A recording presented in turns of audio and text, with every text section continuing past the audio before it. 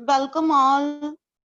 मैं Daljit Kaur surface ornamentation दी instructor government ITI woman रोपड़ तो ठीक है। अज का जो मेरा टॉपिक हैगा वो हैगा डिसिप्लिन। ਹੁਣ ਜਿਵੇਂ ਕਿ ਅਸੀਂ ਸਾਰੇ ਜਣੇ ਮਿਸ਼ਨ ਫਤਿਹ ਦੇ ਤਹਿਤ ਸਾਰੇ ਐਫਰਟਸ ਕਰ ਰਹੇ ਹਾਂ ਇਹਨੂੰ ਸਕਸੈਸਫੁਲ ਬਣਾਉਣ ਲਈ, ਹੈ ਨਾ। ਆਪਾਂ ਸਾਰਿਆਂ ਦਾ ਕਿੰਨਾ ਜ਼ੋਰ ਹੈ ਇਸ ਮਿਸ਼ਨ ਫਤਿਹ ਨੂੰ ਕਾਮਯਾਬ ਬਣਾਉਣ ਲਈ, ਤਾਂ ਜੋ ਪੰਜਾਬ ਵਿੱਚੋਂ ਕਰੋਨਾ ਹਮੇਸ਼ਾ ਲਈ ਚਲੇ ਜਾਏ। ਤਾਂ ਆਪਾਂ ਕਿਆ ਕਰਨਾ ਹੈ ਆਪਣੀ ਪ੍ਰੋਟੈਕਸ਼ਨ ਲਈ? ਅਸੀਂ ਹਮੇਸ਼ਾ ਹੱਥ ਧੋਣੇ ਨੇ, ਹਮੇਸ਼ਾ ਸਾਬਣ ਜਾਂ ਸੈਨੀਟਾਈਜ਼ਰ ਨਾਲ ਕੀ ਕਰਨਾ, ਹੱਥਾਂ ਨੂੰ ਸਾਫ਼ ਰੱਖਣਾ ਹੈ। ਔਰ ਉਹਨਾਂ ਨੂੰ ਕੀ ਹੈ ਆਪਣੇ ਫੇਸ ਤੇ ਟੱਚ ਨਹੀਂ ਕਰਨਾ, ਕਿਤੇ ਟੱਚ ਨਹੀਂ ਕਰਨਾ ਗੰਦੇ ਹੱਥਾਂ ਨਾਲ, ਠੀਕ ਹੈ। ਔਰ ਕੀ ਜਦੋਂ ਵੀ ਅਸੀਂ ਘਰ ਤੋਂ ਬਾਹਰ ਜਾਣਾ ਹੈ ਮਾਸਕ ਦਾ ਪ੍ਰਯੋਗ ਕਰਨਾ ਹੈ ਨਾ, ਕਿਉਂਕਿ ਸਾਹ ਦੇ ਜਰੀਏ ਇਹ ਚੀਜ਼ ਫੈਲ ਰਹੀ ਹੈ ਨਾ, ਕਰੋਨਾ ਵਾਇਰਸ ਫੈਲ ਰਿਹਾ। ਤਾਂ ਆਪਾਂ ਕੀ ਕਰਨਾ ਹੈ ਹਮੇਸ਼ਾ ਮਾਸਕ ਦਾ ਪ੍ਰਯੋਗ ਕਰਨਾ ਹੈ। ਔਰ ਤੀਸਰਾ ਕੀ ਕਰਨਾ ਅਸੀਂ डिस्टेंस मेंटेन करनी है, हमेशा सोशल डिस्टेंस दे नाल रहंदे हुए किसे नाल गल करनी है। हुण जेड़ा मेरा टॉपिक है अज दा ओह हैगा डिसिप्लिन, है ना, अनुशासन।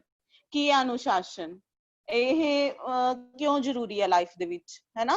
ਹੁਣ ਜਿਵੇਂ ਡਿਸਿਪਲਿਨ ਆ, ਹੈ ਨਾ, ਅਨੁਸ਼ਾਸਨ ਹੈ। ਅਨੁਸ਼ਾਸਨ ਦਾ ਮਤਲਬ ਹੈ ਆਪਾਂ ਇੱਕ ਇਸ ਤਰ੍ਹਾਂ ਦਾ ਸੁਭਾਅ ਆਪਣੇ ਅੰਦਰ ਮੇਨਟੇਨ ਕਰੀਏ, ਡਿਸਿਪਲਿਨ ਇਸ ਤਰ੍ਹਾਂ ਦਾ ਮੇਨਟੇਨ ਕਰੀਏ ਜਿਸ ਦੇ ਨਾਲ ਅਸੀਂ ਕੀ ਹੈ ਡੇਲੀ ਤਰੱਕੀ ਵੱਲ ਨੂੰ ਜਾਈਏ। ਕਿਉਂਕਿ ਜਿਹੜੀ ਸਾਡੀ ਤਰੱਕੀ ਡਿਪੈਂਡ ਕਰਦੀ ਹੈ ਨਾ ਉਹ ਅਨੁਸ਼ਾਸਨ ਦੇ ਉੱਪਰ ਡਿਪੈਂਡ ਕਰਦੀ ਹੈ। ਜੇ ਅਸੀਂ ਅਨੁਸ਼ਾਸਨ ਚ ਰਵਾਂਗੇ ਨਾ ਤਾਂ ਸਾਨੂੰ, ਅਗਰ ਅਸੀਂ ਇਹਨੂੰ ਫੋਲੋ ਕਰ ਲਾਂਗੇ ਤਾਂ ਅਸੀਂ 100% ਸਾਨੂੰ ਇਹਦਾ ਰਿਜ਼ਲਟ ਮਿਲੂਗਾ। ਮੈਂ ਤੁਹਾਨੂੰ ਇਹਦਾ ਰਿਜ਼ਲਟ ਵੀ ਦੱਸੂਗੀ ਕਿ ਸਾਨੂੰ ਅਨੁਸ਼ਾਸਨ ਵਿੱਚ ਰਹਿਣ ਦਾ, ਡਿਸਿਪਲਿਨ ਵਿੱਚ ਰਹਿਣ ਦਾ 100% ਰਿਜ਼ਲਟ ਸਾਨੂੰ ਕਿਵੇਂ ਮਿਲਦਾ ਹੈ। ਹੁਣ ਕੀ ਹੈਗਾ ਇਹਦੀ ਐਬਰੀਵੇਸ਼ਨ ਕੀ ਹੈ ਡਿਸਿਪਲਿਨ ਦੀ, ਕੀ ਮਤਲਬ ਹੈ ਨਾ। ਹੁਣ ਡੀ ਤੋਂ ਹੈਗਾ ਇਹਦਾ ਡਿਟਰਮੀਨੇਸ਼ਨ, ਯਾਨੀ ਕਿ ਇੱਕ ਗੋਲ ਦੇ ਉੱਪਰ ਆਪਣੀ ਨਜ਼ਰ ਰੱਖਣਾ, ਹੈ ਨਾ। ਆਪਾਂ ਕੀ ਹੈ ਲਕਸ਼ ਕੋਈ ਸੋਚਣਾ ਹੈ ਔਰ ਉਹਦੇ ਉੱਪਰ ਕੀ ਹੈ ਡਿਸਿਪਲਿਨ ਦੇ ਵਿੱਚ ਰਹਿੰਦੇ ਹੋਏ ਕੀ ਆ ਉਹਦੇ ਤੱਕ ਪਹੁੰਚਣਾ। ਆਇਡੈਂਟੀਟੀ ਸਾਡੀ ਇੱਕ ਪਹਿਚਾਨ ਬਣੇਗੀ। ਅਗਰ ਅਸੀਂ ਡਿਸਿਪਲਿਨ ਚ ਰਵਾਂਗੇ ਨਾ ਤਾਂ ਸਾਡੀ ਇੱਕ ਆਪਣੀ ਆਇਡੈਂਟੀਟੀ ਬਣੇਗੀ। ਸੈਲਫ ਕਮਾਂਡਰ, ਅਸੀਂ ਖੁਦ ਕਮਾਂਡ ਕਰ ਸਕਾਂਗੇ, ਠੀਕ ਹੈ। ਸੈਲਫ ਕਮਾਂਡਰ ਬਣਾਂਗੇ ਅਸੀਂ ਜੇ ਅਸੀਂ ਡਿਸਿਪਲਿਨ ਨੂੰ ਫੋਲੋ ਕਰ ਦਾਂਗੇ, ਅਨੁਸ਼ਾਸਨ ਨੂੰ ਫੋਲੋ ਕਰਾਂਗੇ। ਕੌਨਫੀਡੈਂਸ, डिसिप्लिन ਨੂੰ ਮੇਨਟੇਨ ਕਰਦੇ ਹੋਏ ਸਾਡੇ ਅੰਦਰ ਕੀ ਹੈ ਕੌਨਫੀਡੈਂਸ ਲੈਵਲ ਵਧੇਗਾ ਹਮੇਸ਼ਾ। ਇੰਡੀਪੈਂਡੈਂਸ, ਠੀਕ ਹੈ। ਆਜ਼ਾਦੀ, ਸਾਨੂੰ ਕੀ ਮਿਲੇਗੀ ਆਜ਼ਾਦੀ ਮਿਲੇਗੀ, ਕਾਦੇ ਲਈ? ਸੋਚਣ ਲਈ, ਸਮਝਣ ਲਈ, ਜ਼ਿੰਦਗੀ ਜਿਉਣ ਲਈ, ਠੀਕ ਹੈ। ਔਰ ਕਦੋਂ ਮਿਲੇਗੀ? ਜਦੋਂ ਅਸੀਂ ਡਿਸਿਪਲਿਨ ਨੂੰ ਆਪਣੇ ਬਿਹੇਵੀਅਰ ਦੇ ਵਿੱਚ, ਆਪਣੀ ਜ਼ਿੰਦਗੀ ਵਿੱਚ ਅਪਲਾਈ ਕਰ ਲਾਂਗੇ। ਪੰਕਚੁਅਲਿਟੀ, ਅਸੀਂ ਪੰਕਚੁਅਲ ਹੋਵਾਂਗੇ ਹਰ ਕੰਮ ਲਈ, ਚਾਹੇ ਉਹ ਟਾਈਮ ਹੈ ਚਾਹੇ ਉਹ ਕੰਮ ਹੈ। ਸਾਡੇ ਅੰਦਰ ਕੀ ਵਿਕਾਸ ਹੋਏਗਾ? ਪੰਕਚੁਅਲਿਟੀ ਦਾ ਵਿਕਾਸ ਹੋਏਗਾ। ਲੀਡਰਸ਼ਿਪ, ਸਾਡੇ ਚ ਲੀਡਰਸ਼ਿਪ ਦੀ ਭਾਵਨਾ ਆਏਗੀ, ਹੈ ਨਾ। ਅਸੀਂ ਕਿਸੇ ਨੂੰ ਗਾਈਡੈਂਸ ਕਰ ਸਕਾਂਗੇ, ਸਹੀ ਜਗ੍ਹਾ ਮੋਟੀਵੇਟ ਕਰ ਸਕਾਂਗੇ, ਗਾਈਡ ਕਰ ਸਕਾਂਗੇ, ਲੀਡਰ ਬਣ ਸਕਾਂਗੇ ਉਹਦੇ। ਕਿਉਂਕਿ ਇਹ ਕਿਹਦੇ ਨਾਲ ਆਏਗਾ ਲੀਡਰਸ਼ਿਪ ਦੀ ਭਾਵਨਾ? ਅਗਰ ਅਸੀਂ ਡਿਸਿਪਲਿਨ ਅਨੁਸ਼ਾਸਨ ਨੂੰ ਆਪਣੀ ਜ਼ਿੰਦਗੀ ਚ ਅਪਲਾਈ ਕਰਾਂਗੇ। ਇੰਪ੍ਰੈਸ਼ਨ ਆਫ ਬਿਲੀਵ, ਯਾਨੀ ਕਿ ਵਿਸ਼ਵਾਸ। ਸਾਨੂੰ ਕੀ ਹੈ ਸਾਨੂੰ ਆਪਣੇ ਆਪ ਤੇ ਵਿਸ਼ਵਾਸ ਹੋਏਗਾ ਕਿ ਅਸੀਂ ਇਹ ਕੰਮ ਕਰ ਸਕਦੇ ਹਾਂ। not to fail, ਕਦੇ ਫੇਲ ਨਹੀਂ ਹੋਵਾਂਗੇ। ਕਿਉਂਕਿ ਅਗਰ ਆਪਾਂ ਅਨੁਸ਼ਾਸਨ ਵਿੱਚ ਰਵਾਂਗੇ, ਡਿਸਿਪਲਿਨ ਵਿੱਚ ਰਵਾਂਗੇ ਤਾਂ ਅਸੀਂ ਕਦੇ ਜ਼ਿੰਦਗੀ 'ਚ ਫੇਲ ਨਹੀਂ ਹੋ ਸਕਦੇ। ਅਸੀਂ ਹਮੇਸ਼ਾ ਉਹਨੂੰ ਸਕਸੈਸ ਵੱਲ ਹੀ ਵਧਾਂਗੇ। ਇੱਕ ਇੱਕ ਸਟੈਪ ਸਾਡਾ ਸਕਸੈਸ ਵੱਲ ਜਾਏਗਾ। ਐਵਰ ਅਲਰਟ, ਔਰ ਹਮੇਸ਼ਾ ਅਸੀਂ ਕੀ ਹੈ ਅਲਰਟ ਰਵਾਂਗੇ ਹਰ ਇੱਕ ਗਲਤ ਚੀਜ਼ ਤੋਂ, ਹਰ ਗਲਤ ਦਿਸ਼ਾ ਤੋਂ, ਹਰ ਗਲਤ ਗੋਲ ਤੋਂ। ਅਸੀਂ ਕੀ ਹੈ ਡਿਸਿਪਲਿਨ ਚ ਰਹਿੰਦੇ ਹੋਏ ਅਲਰਟ ਹੋ ਜਾਾਂਗੇ, ਠੀਕ ਹੈ। ਇਹ ਸੀਗੇ ਡਿਸਿਪਲਿਨ। ਜੇ ਅਗਰ ਆਪਾਂ ਅਨੁਸ਼ਾਸਨ ਨੂੰ ਆਪਣੀ ਜ਼ਿੰਦਗੀ ਚ ਅਪਲਾਈ ਕਰਦੇ ਹਾਂ ਤਾਂ ਕੀ ਕਰਦਾ ਉਹ ਸਾਨੂੰ ਇੱਕ ਸਕਸੈਸ ਵੱਲ ਨੂੰ ਲੈ ਕੇ ਜਾਂਦਾ ਹੈ। ਔਰ ਇਹ ਬਹੁਤ ਜ਼ਰੂਰੀ ਹੈ। ਟੀਚਰ ਹੋਵੇ, ਹੈ ਨਾ, ਸਟੂਡੈਂਟ ਹੋਵੇ, ਕੋਈ ਵੀ ਹੋਵੇ, ਕੋਈ ਆਮ ਨਾਗਰਿਕ ਵੀ ਹੋਵੇ, ਜੇ ਉਹ ਡਿਸਿਪਲਿਨ ਮੇਨਟੇਨ ਕਰ ਰਿਹਾ ਨਾ, ਇਟ ਮੀਨਸ ਉਹ ਅਚੀਵਮੈਂਟ ਦੀ ਤਰਫ ਆਪਣੇ ਕਦਮ ਵਧਾ ਰਿਹਾ ਹੈ। ਹੁਣ ਕੀ ਹੈ ਡਿਸਿਪਲਿਨ? ਡਿਸਿਪਲਿਨ ਜਿਹੜਾ ਹੈ ਇੰਗਲਿਸ਼ ਦਾ ਵਰਡ ਹੈ ਨਾ, ਔਰ ਪੰਜਾਬੀ ਚ ਆਪਾਂ ਇਹਨਾਂ ਨੂੰ ਕੀ ਬੋਲਦੇ ਹਾਂ? ਅਨੁਸ਼ਾਸਨ। ਅਨੁਸ਼ਾਸਨ ਵਿੱਚ ਰਹਿਣਾ, ठीक है, एक दायरा कायम करना ਜਿਹਦੇ ਵਿੱਚ ਅਸੀਂ ਕੀ ਹੈ ਉਹ ਸਟੈਪਸ ਨੂੰ ਇੱਕ ਇਹਨਾਂ ਦੇ ਕੀ ਹੁੰਦੇ ਆ ਰੂਲਸ ਹੁੰਦੇ ਆ ਜਿਨ੍ਹਾਂ ਨੂੰ ਫੋਲੋ ਕਰਨਾ, ਠੀਕ ਹੈ। ਔਰ ਇਹ ਸ਼ਬਦ ਕਿੱਥੋਂ ਮਿਲਿਆ? ਲਤੀਨੀ ਭਾਸ਼ਾ ਤੋਂ। ਲਤੀਨੀ ਵਰਡ ਹੈ ਇਹ ਡਿਸਿਪਲਸ, ਜਿਸ ਤੋਂ ਡਿਸਿਪਲਿਨ ਬਣਿਆ, ठीक है। अनुशासन एक ऐसा जीवन जो कानून ते नियमां दे तहत चलाया जाए। हुण हर एक जगह ते हर एक, चाहे असी स्कूल विच रहिंदे आ, कॉलेज विच रहिंदे आ, है ना, घर विच रहिंदे आ, एक दायरा बनिया हुंदा डिसिप्लिन, है ना, एक दायरा बनिया हुंदा। सानू साडे पेरेंट्स घर विच रहन दा चीज़ां दसदे ने कि बच्चे तुसी आ नहीं करना, आ करना है ना। एक सानू नियम दिते जांदे ने, कानून तय किते जांदे ने, नियम बनाए जांदे ने। घर दे अलग हुंदे ने, कॉलेज दे अलग हुंदे ने, स्कूल दे अलग हुंदे ने, सोसाइटी च रहंदे अलग नियम बने हुंदे ने। यानी कि की है, असी डिसिप्लिन च रहंदे होए अपने आप नू हमेशा अगे नू ले जाना। जो ये नहीं हैगा कि स्टूडेंट्स ਲਈ ही जरूरी है डिसिप्लिन, हर एक ਲਈ डिसिप्लिन विच रहना, अनुशासन विच रहना बहुत जरूरी है। ਹੁਣ ਉਸ ਤੋਂ ਬਾਅਦ मीनिंग, ਹੁਣ ਪ੍ਰੋਫੈਸਰ ਹਮਾਯੂੰ ਕਬੀਰ ਦੇ ਅਨੁਸਾਰ ਉਹਨਾਂ ਨੇ ਡਿਸਿਪਲਿਨ ਦੀ ਕੀ, ਅਨੁਸ਼ਾਸਨ ਦੀ ਕੀ ਪਰਿਭਾਸ਼ਾ ਦਿੱਤੀ ਹੈ? ਅਨੁਸ਼ਾਸਨ ਕਾਇਮ ਰੱਖਣ ਲਈ ਕਠੋਰ ਕਦਮ ਚੁੱਕੇ ਜਾਣੇ ਚਾਹੀਦੇ ਹਨ। ਜੇ ਨਾ ਚੁੱਕੇ ਜਾਣ ਤਾਂ ਵਿਦਿਆਰਥੀ ਦਾ ਜੀਵਨ ਖਤਰੇ ਵਿੱਚ ਹੁੰਦਾ ਹੈ। ਉਹਨਾਂ ਨੇ ਕਿਹਾ ਹੈ ਕਿ ਅਗਰ ਕਿਸੇ ਵਿਦਿਆਰਥੀ ਨੂੰ, ਅਗਰ ਕਿਸੇ ਸਟੂਡੈਂਟ ਨੂੰ ਅਨੁਸ਼ਾਸਨ ਵਿੱਚ ਰੱਖਣਾ ਹੈ ਤਾਂ ਸਾਨੂੰ ਸਟ੍ਰਿਕਟ ਹੋਣਾ ਪੈਂਦਾ ਹੈ, ठीक है, सानू स्ट्रिक्ट होना पैंदा है। नहीं जे असीं स्ट्रिक्ट नहीं ना हुंदे, अगर कोई बच्चा स्टूडेंट बहुत ज्यादा मिसबिहेव करता है या बहुत अनुशासन विच नहीं रहिंदा है ना, भी ओदे अंदर वो गुण नहीं हुंदे, ਤਾਂ ਸਾਨੂੰ ਉਹਦੇ ਨਾਲ ਥੋੜਾ ਸਟ੍ਰਿਕਟ ਵੀ ਹੋਣਾ ਪੈਂਦਾ ਹੈ ਨਾ। ਉਹਨਾਂ ਨੇ ਇਹ ਡੈਫੀਨੇਸ਼ਨ ਦਿੱਤੀ ਹੈ ਇਹਦੀ ਕਿ ਸਟ੍ਰਿਕਟਨੈਸ ਜੋ ਆ ਡਿਸਿਪਲਿਨ ਨੂੰ, ਅਨੁਸ਼ਾਸਨ ਨੂੰ ਮੇਨਟੇਨ ਕਰਨ ਲਈ ਬਹੁਤ ਜ਼ਰੂਰੀ ਹੈ। ਹੁਣ ਆਧੁਨਿਕ ਧਾਰਨਾ ਕੀ ਕਹਿੰਦੀ ਹੈ, ਜੋ ਮਾਡਰਨ ਥਿੰਕਿੰਗ ਹੈ ਉਹ ਕੀ ਕਹਿੰਦੀ ਹੈ ਡਿਸਿਪਲਿਨ ਬਾਰੇ, ਹੈ ਨਾ, ਅਨੁਸ਼ਾਸਨ ਬਾਰੇ ਕਿਆ ਦੱਸ ਰਹੀ ਹੈ? ਆਧੁਨਿਕ ਸਾਧਨਾ ਦੇ ਅਨੁਸਾਰ ਅਨੁਸ਼ਾਸਨ ਵਿੱਚ ਨਿਰਮਾਣ ਹੁੰਦਾ ਹੈ, ਚਰਿੱਤਰ ਨਿਰਮਾਣ ਹੁੰਦਾ ਹੈ, ਠੀਕ ਹੈ। ਆਪਣਾ ਜੋ ਕਰੈਕਟਰ ਹੈ ਨਾ, ਜੋ ਸਾਡਾ ਵਿਅਕਤੀਤਵ ਹੈ, ਉਹਦਾ ਵਿਕਾਸ ਹੁੰਦਾ ਹੈ ਜਦੋਂ ਅਸੀਂ ਡਿਸਿਪਲਿਨ ਚ ਰਹਿੰਦੇ ਆ। ਆਜ਼ਾਦੀ ਨੂੰ ਹੀ ਅਨੁਸ਼ਾਸਨ ਦਾ ਮੁੱਢ ਮੰਨਿਆ ਜਾਂਦਾ ਹੈ। ਜੋ ਇੰਡੀਪੈਂਡੈਂਸੀ ਹੈ ਨਾ ਸਾਡੀ, ਜੋ ਇੰਡੀਪੈਂਡੈਂਸ ਰਹਿਣਾ, ਉਹਨੂੰ ਕੀ ਕਹਿੰਦੇ ਆ? ਉਹਨੂੰ ਕਹਿੰਦੇ ਆ ਕਿ ਉਹਦੇ ਵਿੱਚ ਇੰਡੀਪੈਂਡੈਂਸ ਰਹਿਣ ਦੇ ਨਾਲ ਹੀ ਆਜ਼ਾਦੀ, ਮਤਲਬ ਕਿ डिसिप्लिन दे जो विचार है ਉਹਦੇ ਅੰਦਰ ਆਉਂਦੇ ਹੈ। ਕਿਉਂਕਿ ਜਦੋਂ ਆਜ਼ਾਦ ਥਾਟਸ ਆਪਣੇ ਅਪਣਾਉਂਦਾ ਹੈ, ਆਜ਼ਾਦੀ ਨਾਲ ਆਪਣੇ ਉੱਪਰ ਅਪਲਾਈ ਕਰਦਾ ਹੈ, ਤਾਂ ਉਹ ਜ਼ਿਆਦਾ ਡਿਸਿਪਲਿਨ ਵਿੱਚ ਰਹਿ ਸਕਦਾ ਹੈ। ਸਹੀ ਅਨੁਸ਼ਾਸਨ ਉਹ ਹੈ ਜੋ ਅੰਦਰੋਂ ਪੈਦਾ ਹੋਵੇ। ਹੁਣ ਅਨੁਸ਼ਾਸਨ ਕੀ ਹੈ? ਅਨੁਸ਼ਾਸਨ ਨਾ ਤਾਂ ਆਪਾਂ ਕਿਸੇ ਨੂੰ ਜ਼ਬਰਦਸਤੀ ਸਿਖਾ ਸਕਦੇ ਆ, ਡਿਸਿਪਲਿਨ ਅਸੀਂ ਕਿਸੇ ਨੂੰ ਜ਼ਬਰਦਸਤੀ ਸਿਖਾ ਨਹੀਂ ਸਕਦੇ, ਠੀਕ ਹੈ। ਉਹ ਕੀ ਹੈ? ਆਪਣੀ ਅੰਦਰਲੀ ਫੀਲਿੰਗ ਹੈ, ਆਪਣੇ ਮਨ ਦੀ ਫੀਲਿੰਗ ਹੈ ਸਾਡੀ ਕਿ ਅਸੀਂ ਰਹਿਣਾ ਹੈ ਕਿ ਨਹੀਂ ਰਹਿਣਾ, ਹੈ ਨਾ। ਇਹ ਸਾਡੇ ਆਪਣੇ ਮਨ ਤੇ ਡਿਪੈਂਡ ਕਰਦਾ ਹੈ। ਇਹ ਬੱਚੇ ਵਿੱਚ ਬਾਹਰੋਂ ਨਹੀਂ ਲਿਆਇਆ ਜਾਂਦਾ, ਸਗੋਂ ਬੱਚੇ ਵਿੱਚ ਅੰਦਰੋਂ ਹੀ ਪੈਦਾ ਹੁੰਦਾ। ਯਾਨੀ ਕਿ ਕਿਸੇ ਨੂੰ ਡਿਸਿਪਲਿਨ ਆਪਾਂ ਸਿਖਾ ਨਹੀਂ ਸਕਦੇ। ਇਹ ਉਹਦੇ ਅੰਦਰ ਦੀ ਜੋ ਵਿਲ ਪਾਵਰ ਹੁੰਦੀ ਹੈ ਨਾ, ਜੋ ਆਪਣੇ ਅੰਦਰ ਦੀ ਵਿਲ ਪਾਵਰ ਹੈ, ਉਹ ਡਿਸਾਈਡ ਕਰਦੀ ਹੈ ਕਿ ਅਸੀਂ ਡਿਸਿਪਲਿਨ ਚ ਰਹਿਣਾ ਕਿ ਨਹੀਂ ਰਹਿਣਾ। ਹੁਣ ਅਸੀਂ ਆ, ਸਾਡੇ ਕੋਲ ਦੋ ਰਸਤੇ ਹੈ ਨਾ। ਇੱਕ ਰਸਤਾ ਸਾਨੂੰ ਲੈ ਕੇ ਜਾ ਰਿਹਾ ਸਟੱਡੀ ਵੱਲ, ਇੱਕ ਰਸਤਾ ਸਾਨੂੰ ਲੈ ਕੇ ਜਾ ਰਿਹਾ ਹੈ ਗਲਤ ਦਿਸ਼ਾ ਵੱਲ। ਚੂਜ਼ ਕੌਣ ਕਰਦਾ ਹੈ? ਚੂਜ਼ ਕੌਣ ਕਰਦਾ ਹੈ ਕਿ ਅਸੀਂ ਇੱਧਰ ਜਾਣਾ ਕਿ ਅਸੀਂ ਉੱਧਰ ਜਾਣਾ? ਚੂਜ਼ ਅਸੀਂ ਕਰਦੇ ਹਾਂ, ਸਾਡਾ ਮਨ ਕਰਦਾ ਹੈ ਕਿ ਅਸੀਂ ਇਸ ਦਿਸ਼ਾ ਨੂੰ ਜਾਣਾ ਹੈ ਕਿ ਅਸੀਂ ਇਸ ਦਿਸ਼ਾ ਨੂੰ ਜਾਣਾ ਹੈ ਨਾ। ਅਸੀਂ ਡਿਸਿਪਲਿਨ ਵਿੱਚ ਰਹਿਣਾ ਹੈ, ਸਟੱਡੀ ਵੱਲ ਨੂੰ ਜਾਣਾ ਹੈ, ਆਪਣਾ ਫਿਊਚਰ ਮੇਨਟੇਨ ਕਰਨਾ, ਇਹ ਅਸੀਂ ਡਿਸਾਈਡ ਕਰਦੇ ਆ, ਹੈ ਨਾ। ਸਾਡਾ ਮਨ ਡਿਸਾਈਡ ਕਰਦਾ ਤੇ ਇਹਨੂੰ ਕੋਈ ਸਿਖਾ ਨਹੀਂ ਸਕਦਾ। ਅਗਰ ਕੋਈ ਰਸਤਾ ਗਲਤ, ਹੁਣ ਅਸੀਂ ਦੇਖਦੇ ਹਾਂ ਬੱਚੇ ਗਲਤ ਰਸਤੇ ਵੱਲ ਚਲੇ ਜਾਂਦੇ ਆ, ਠੀਕ ਹੈ, ਨਸ਼ੇ ਕਰਨ ਲੱਗ ਜਾਂਦੇ ਆ, ਹੋਰ ਪਾਸੇ ਚਲੇ ਜਾਂਦੇ ਆ, ਕੀ ਉਹਨਾਂ ਦੇ ਮਨ ਦੇ ਉੱਪਰ ਕੰਟਰੋਲ ਨਹੀਂ ਹੁੰਦਾ, ਹੈ ਨਾ। ਵਿਲ ਪਾਵਰ ਸਟਰੋਂਗ ਨਹੀਂ ਹੁੰਦੀ, ਡਿਟਰਮੀਨੇਸ਼ਨ ਉਹਨਾਂ ਦਾ ਸਟਰੋਂਗ ਨਹੀਂ ਹੁੰਦਾ। ਸਾਨੂੰ ਸਾਡਾ ਆਪਣਾ ਡਿਟਰਮੀਨੇਸ਼ਨ ਸਟਰੋਂਗ ਬਣਾਉਣਾ ਪੈਂਦਾ ਹੈ ਤਾਂ ਜੋ ਅਸੀਂ ਕੀ ਹੈ ਡਿਸਿਪਲਿਨ ਮੇਨਟੇਨ ਕਰਦੇ ਹੋਈਏ ਹਰ ਰੋਜ਼ ਇੱਕ ਸਟੈਪ ਸਕਸੈਸ ਵੱਲ ਨੂੰ ਜਾਈਏ। ਹੁਣ ਡਿਸਿਪਲਿਨ ਦੇ ਟਾਈਪਸ ਕਿੰਨੇ ਤਰ੍ਹਾਂ ਦੀਆਂ? ਦੋ ਤਰ੍ਹਾਂ ਦੀ ਹੈ। ਸਵੈ ਨਿਯੰਤਰਣ ਅਨੁਸ਼ਾਸਨ, ਮਤਲਬ ਕਿ ਜਿਹਨੂੰ ਬੋਲਦੇ ਆਪਾਂ ਸੈਲਫ ਕੰਟਰੋਲ ਡਿਸਿਪਲਿਨ, ਔਰ enforce discipline. Self control discipline ਕੀ ਹੁੰਦਾ? ਜਿਹਦੇ ਵਿੱਚ ਅਸੀਂ ਖੁਦ ਨੂੰ ਖੁਦ ਕੰਟਰੋਲ ਕਰ ਰਹੇ ਹਾਂ, ਹੈ ਨਾ। ਸੈਲਫ ਡਿਸਿਪਲਿਨ, ਸੈਲਫ ਕੰਟਰੋਲ ਅਸੀਂ ਖੁਦ ਨੂੰ ਖੁਦ ਕੰਟਰੋਲ ਕਰ ਰਹੇ ਹਾਂ, ਸਾਨੂੰ ਰੂਲਸ ਪਤਾ ਹੈ, ਨਿਯਮ ਪਤਾ ਹੈ, ਸਭ ਕੁਝ ਪਤਾ ਹੈ ਸਾਨੂੰ, ਔਰ ਅਸੀਂ ਉਹਨੂੰ ਆਪਣੇ ਉੱਪਰ ਖੁਦ ਅਪਲਾਈ ਕਰ ਰਹੇ ਹਾਂ। ਕੋਈ ਸਾਨੂੰ ਫੋਰਸਲੀ ਨਹੀਂ ਕਹਿ ਰਿਹਾ, ਸਾਨੂੰ ਕੁਝ ਨਹੀਂ, ਸਾਡੀ ਅੰਦਰਲੀ ਵਿਲ ਪਾਵਰ ਇੰਨੀ ਸਟਰੋਂਗ ਹੈਗੀ ਹੈ ਕਿ ਅਸੀਂ ਕੀ ਹੈ ਅਨੁਸ਼ਾਸਨ ਵਾਲੇ ਰਸਤੇ ਨੂੰ ਜਾ ਰਹੇ ਹਾਂ, ਉਹਨੂੰ ਅਪਲਾਈ ਕਰ ਰਹੇ ਹਾਂ ਆਪਣੀ ਲਾਈਫ ਦੇ ਵਿੱਚ ਔਰ ਤਰੱਕੀ ਪਾ ਰਹੇ ਹਾਂ। ਇਨਫੋਰਸਡ ਡਿਸਿਪਲਿਨ ਕੀ ਹੈ? ਲਾਗੂ ਕੀਤੀ ਅਨੁਸ਼ਾਸਨ, मतलब कि कोई जदों फोर्सफुली सजा दे के, पनिशमेंट दे के, कोई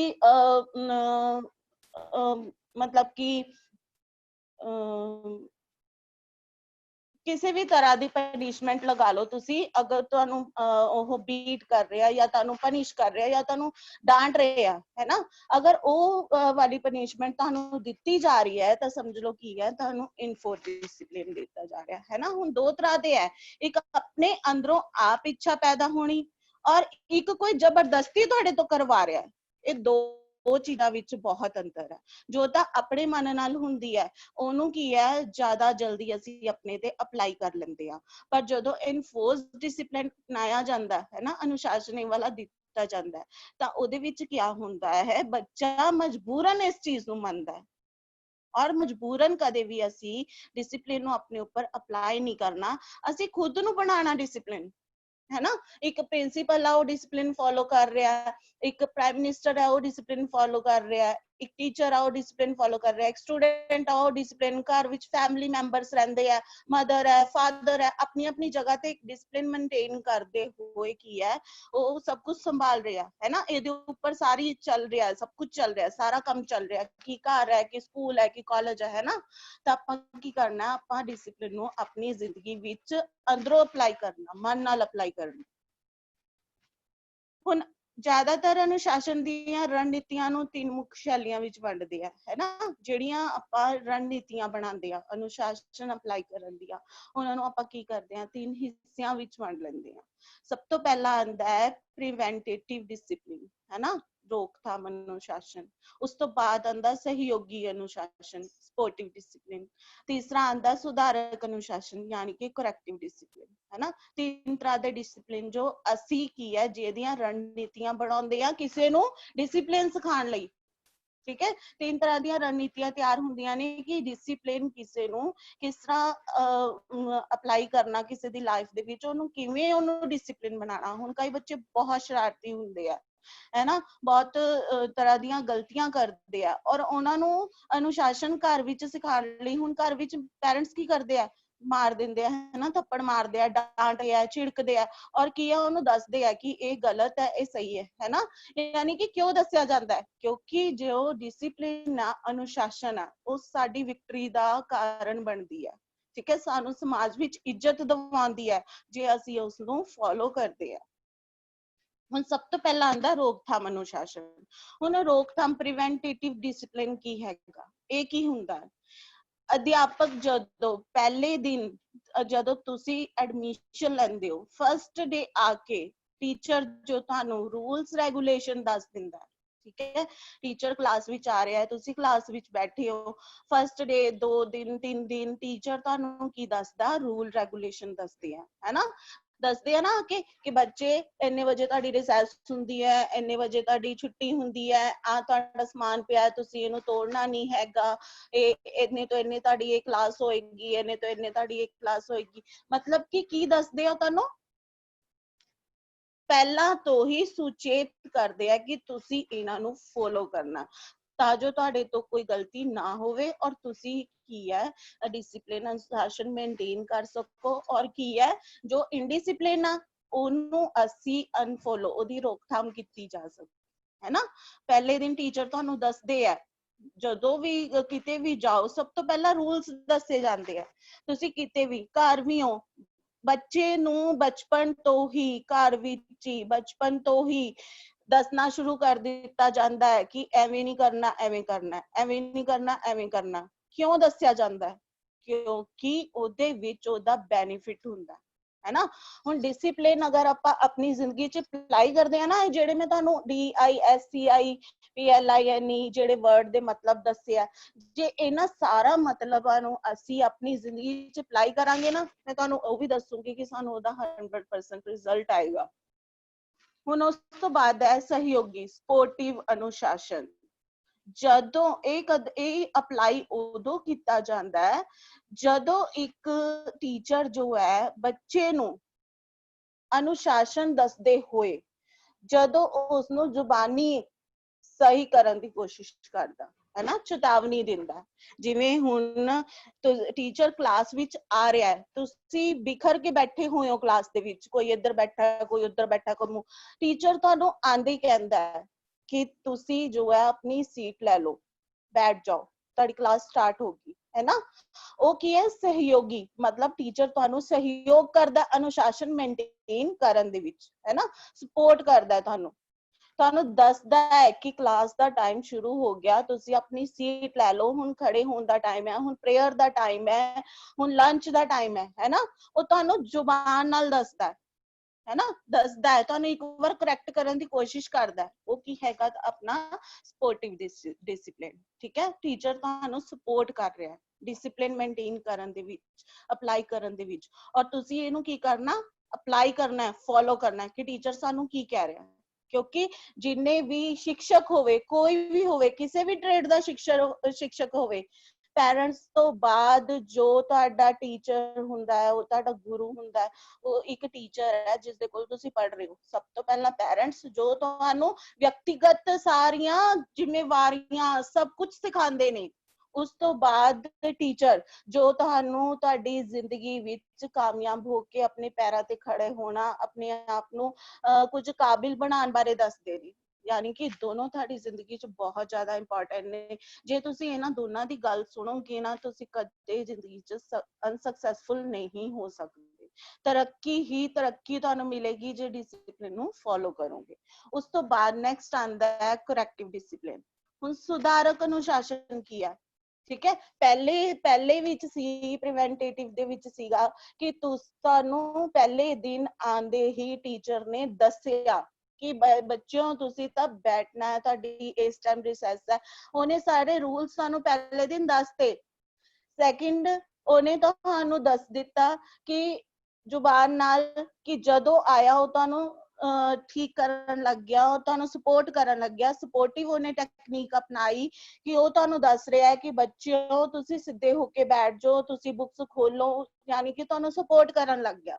ਬਟ ਜਦੋਂ ਤੁਸੀਂ ਇਹ ਦੋਨੋਂ ਚੀਜ਼ਾਂ ਵਿੱਚੋਂ ਨਹੀਂ ਅੱਗੇ ਆਉਂਦੇ ਜਾਂ ਨਹੀਂ ਫੋਲੋ ਕਰਦੇ, ਤਾਂ ਉਹ ਤੀਸਰੀ ਵਿਧੀ ਅਪਣਾਉਂਦਾ ਕਰੈਕਟਿਵ, ਯਾਨੀ ਕਿ ਤੁਹਾਨੂੰ ਠੀਕ ਕਰਦਾ। ਔਰ ਇਹਦੇ ਲਈ ਉਹ ਕੀ ਕਰਦਾ, ਤੁਹਾਨੂੰ ਉਹ ਇਹਦੇ ਵਾਸਤੇ ਸਜ਼ਾ ਦਿੰਦਾ ਹੈ ਨਾ, ਤੁਹਾਡੇ ਨਾਲ ਬਹਿਸਬਾਜ਼ੀ ਕਰਦਾ, ਤੁਹਾਡੇ ਨਾਲ ਬਹਿਸਦਾ, ਤੁਹਾਨੂੰ ਡਾਂਟਦਾ ਹੈ, ਡਾਂਟਣਾ ਹੈ ਨਾ। ਪਰ ਇਹ ਜਿਹੜਾ ਆ, ਇਹ ਸਭ ਬੱਚਿਆਂ ਉੱਪਰ ਅਪਲਾਈ ਨਹੀਂ ਹੋ ਸਕਦਾ, ਹੈ ਨਾ। ਆਪਾਂ ਛੋਟੇ ਬੱਚੇ ਨੂੰ ਤਾਂ ਡਾਂਟ ਵੀ ਦਵਾਂਗੇ, ਥੱਪੜ ਵੀ ਇੱਕ ਲਗਾ ਦਾਂਗੇ, ਹੈ ਨਾ। ਬਟ ਕਿਆ ਹੈ, ਜਦੋਂ ਥੋੜਾ ਅਡਲਟ ਏਜ ਹੋ ਜਾਂਦੀ ਹੈ ਤਾਂ ਇਸ ਚੀਜ਼ ਦਾ ਇੰਨਾ ਬੈਨੀਫਿਟ ਟੀਚਰ ਨੂੰ ਨਹੀਂ ਮਿਲਦਾ ਜਿੰਨਾ ਛੋਟੀ ਏਜ ਵਿੱਚ ਮਿਲ ਜਾਂਦਾ ਹੈ ਨਾ। ਇਸ ਕਰਕੇ ਕੀ ਹੈ, ਕਿਉਂਕਿ ਜੋ ਤੁਹਾਡੀ ਏਜ ਹੁੰਦੀ ਹੈ ਉਹਦੇ ਵਿੱਚ ਕੀ ਹੁੰਦਾ ਹੈ, ਡਿਸਿਪਲਿਨ ਆਪਣੇ ਮਨ ਨਾਲ ਮੇਨਟੇਨ ਹੁੰਦਾ, ਟੀਚਰ ਦੀ ਗੱਲ ਸਮਝਣ ਨਾਲ ਮੇਨਟੇਨ ਹੁੰਦਾ ਕਿ ਤੁਸੀਂ ਉਹਨੂੰ ਕਿੰਨਾ ਕੁ ਸਮਝ ਰਹੇ ਹੋ, ਹੈ ਨਾ। ਔਰ ਤੁਸੀਂ ਦੇਖ ਰਹੇ ਹੋ ਕਿ ਉਹ ਤੁਹਾਨੂੰ ਕਦੇ ਗਲਤ ਰਸਤਾ ਨਹੀਂ ਦੱਸਣਗੇ, ਕਦੇ ਨਹੀਂ ਦੱਸਣਗੇ।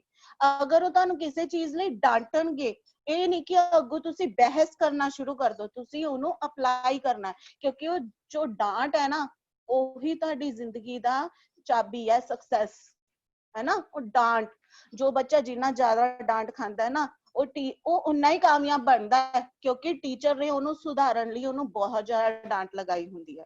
ਔਰ ਉਹ ਉਸ ਚੀਜ਼ ਤੋਂ ਅਗਰ ਆਪਣੇ ਆਪ ਨੂੰ ਸੁਧਾਰਨਾ ਸ਼ੁਰੂ ਕਰ ਦਿੰਦਾ ਕਿ ਅੱਜ ਇਸ ਤੋਂ ਡਾਂਟ ਪਈ, ਕੱਲ ਇਸ ਤੋਂ ਪਈ, ਪਰਸੋਂ ਉਸ ਤੋਂ ਪਈ, ਚੌਥ ਉਸ ਤੋਂ ਪਈ, ਅਗਰ ਉਹ ਡੇਲੀ ਉਹ ਇੱਕ ਗਲਤੀ ਨੂੰ ਆਪਣੀ ਸੁਧਾਰਨਾ ਸ਼ੁਰੂ ਕਰ ਦੂਗਾ ਨਾ, ਤਾਂ ਉਹ ਸਕਸੈਸਫੁਲ ਹੋਏਗਾ ਹੀ ਹੋਏਗਾ।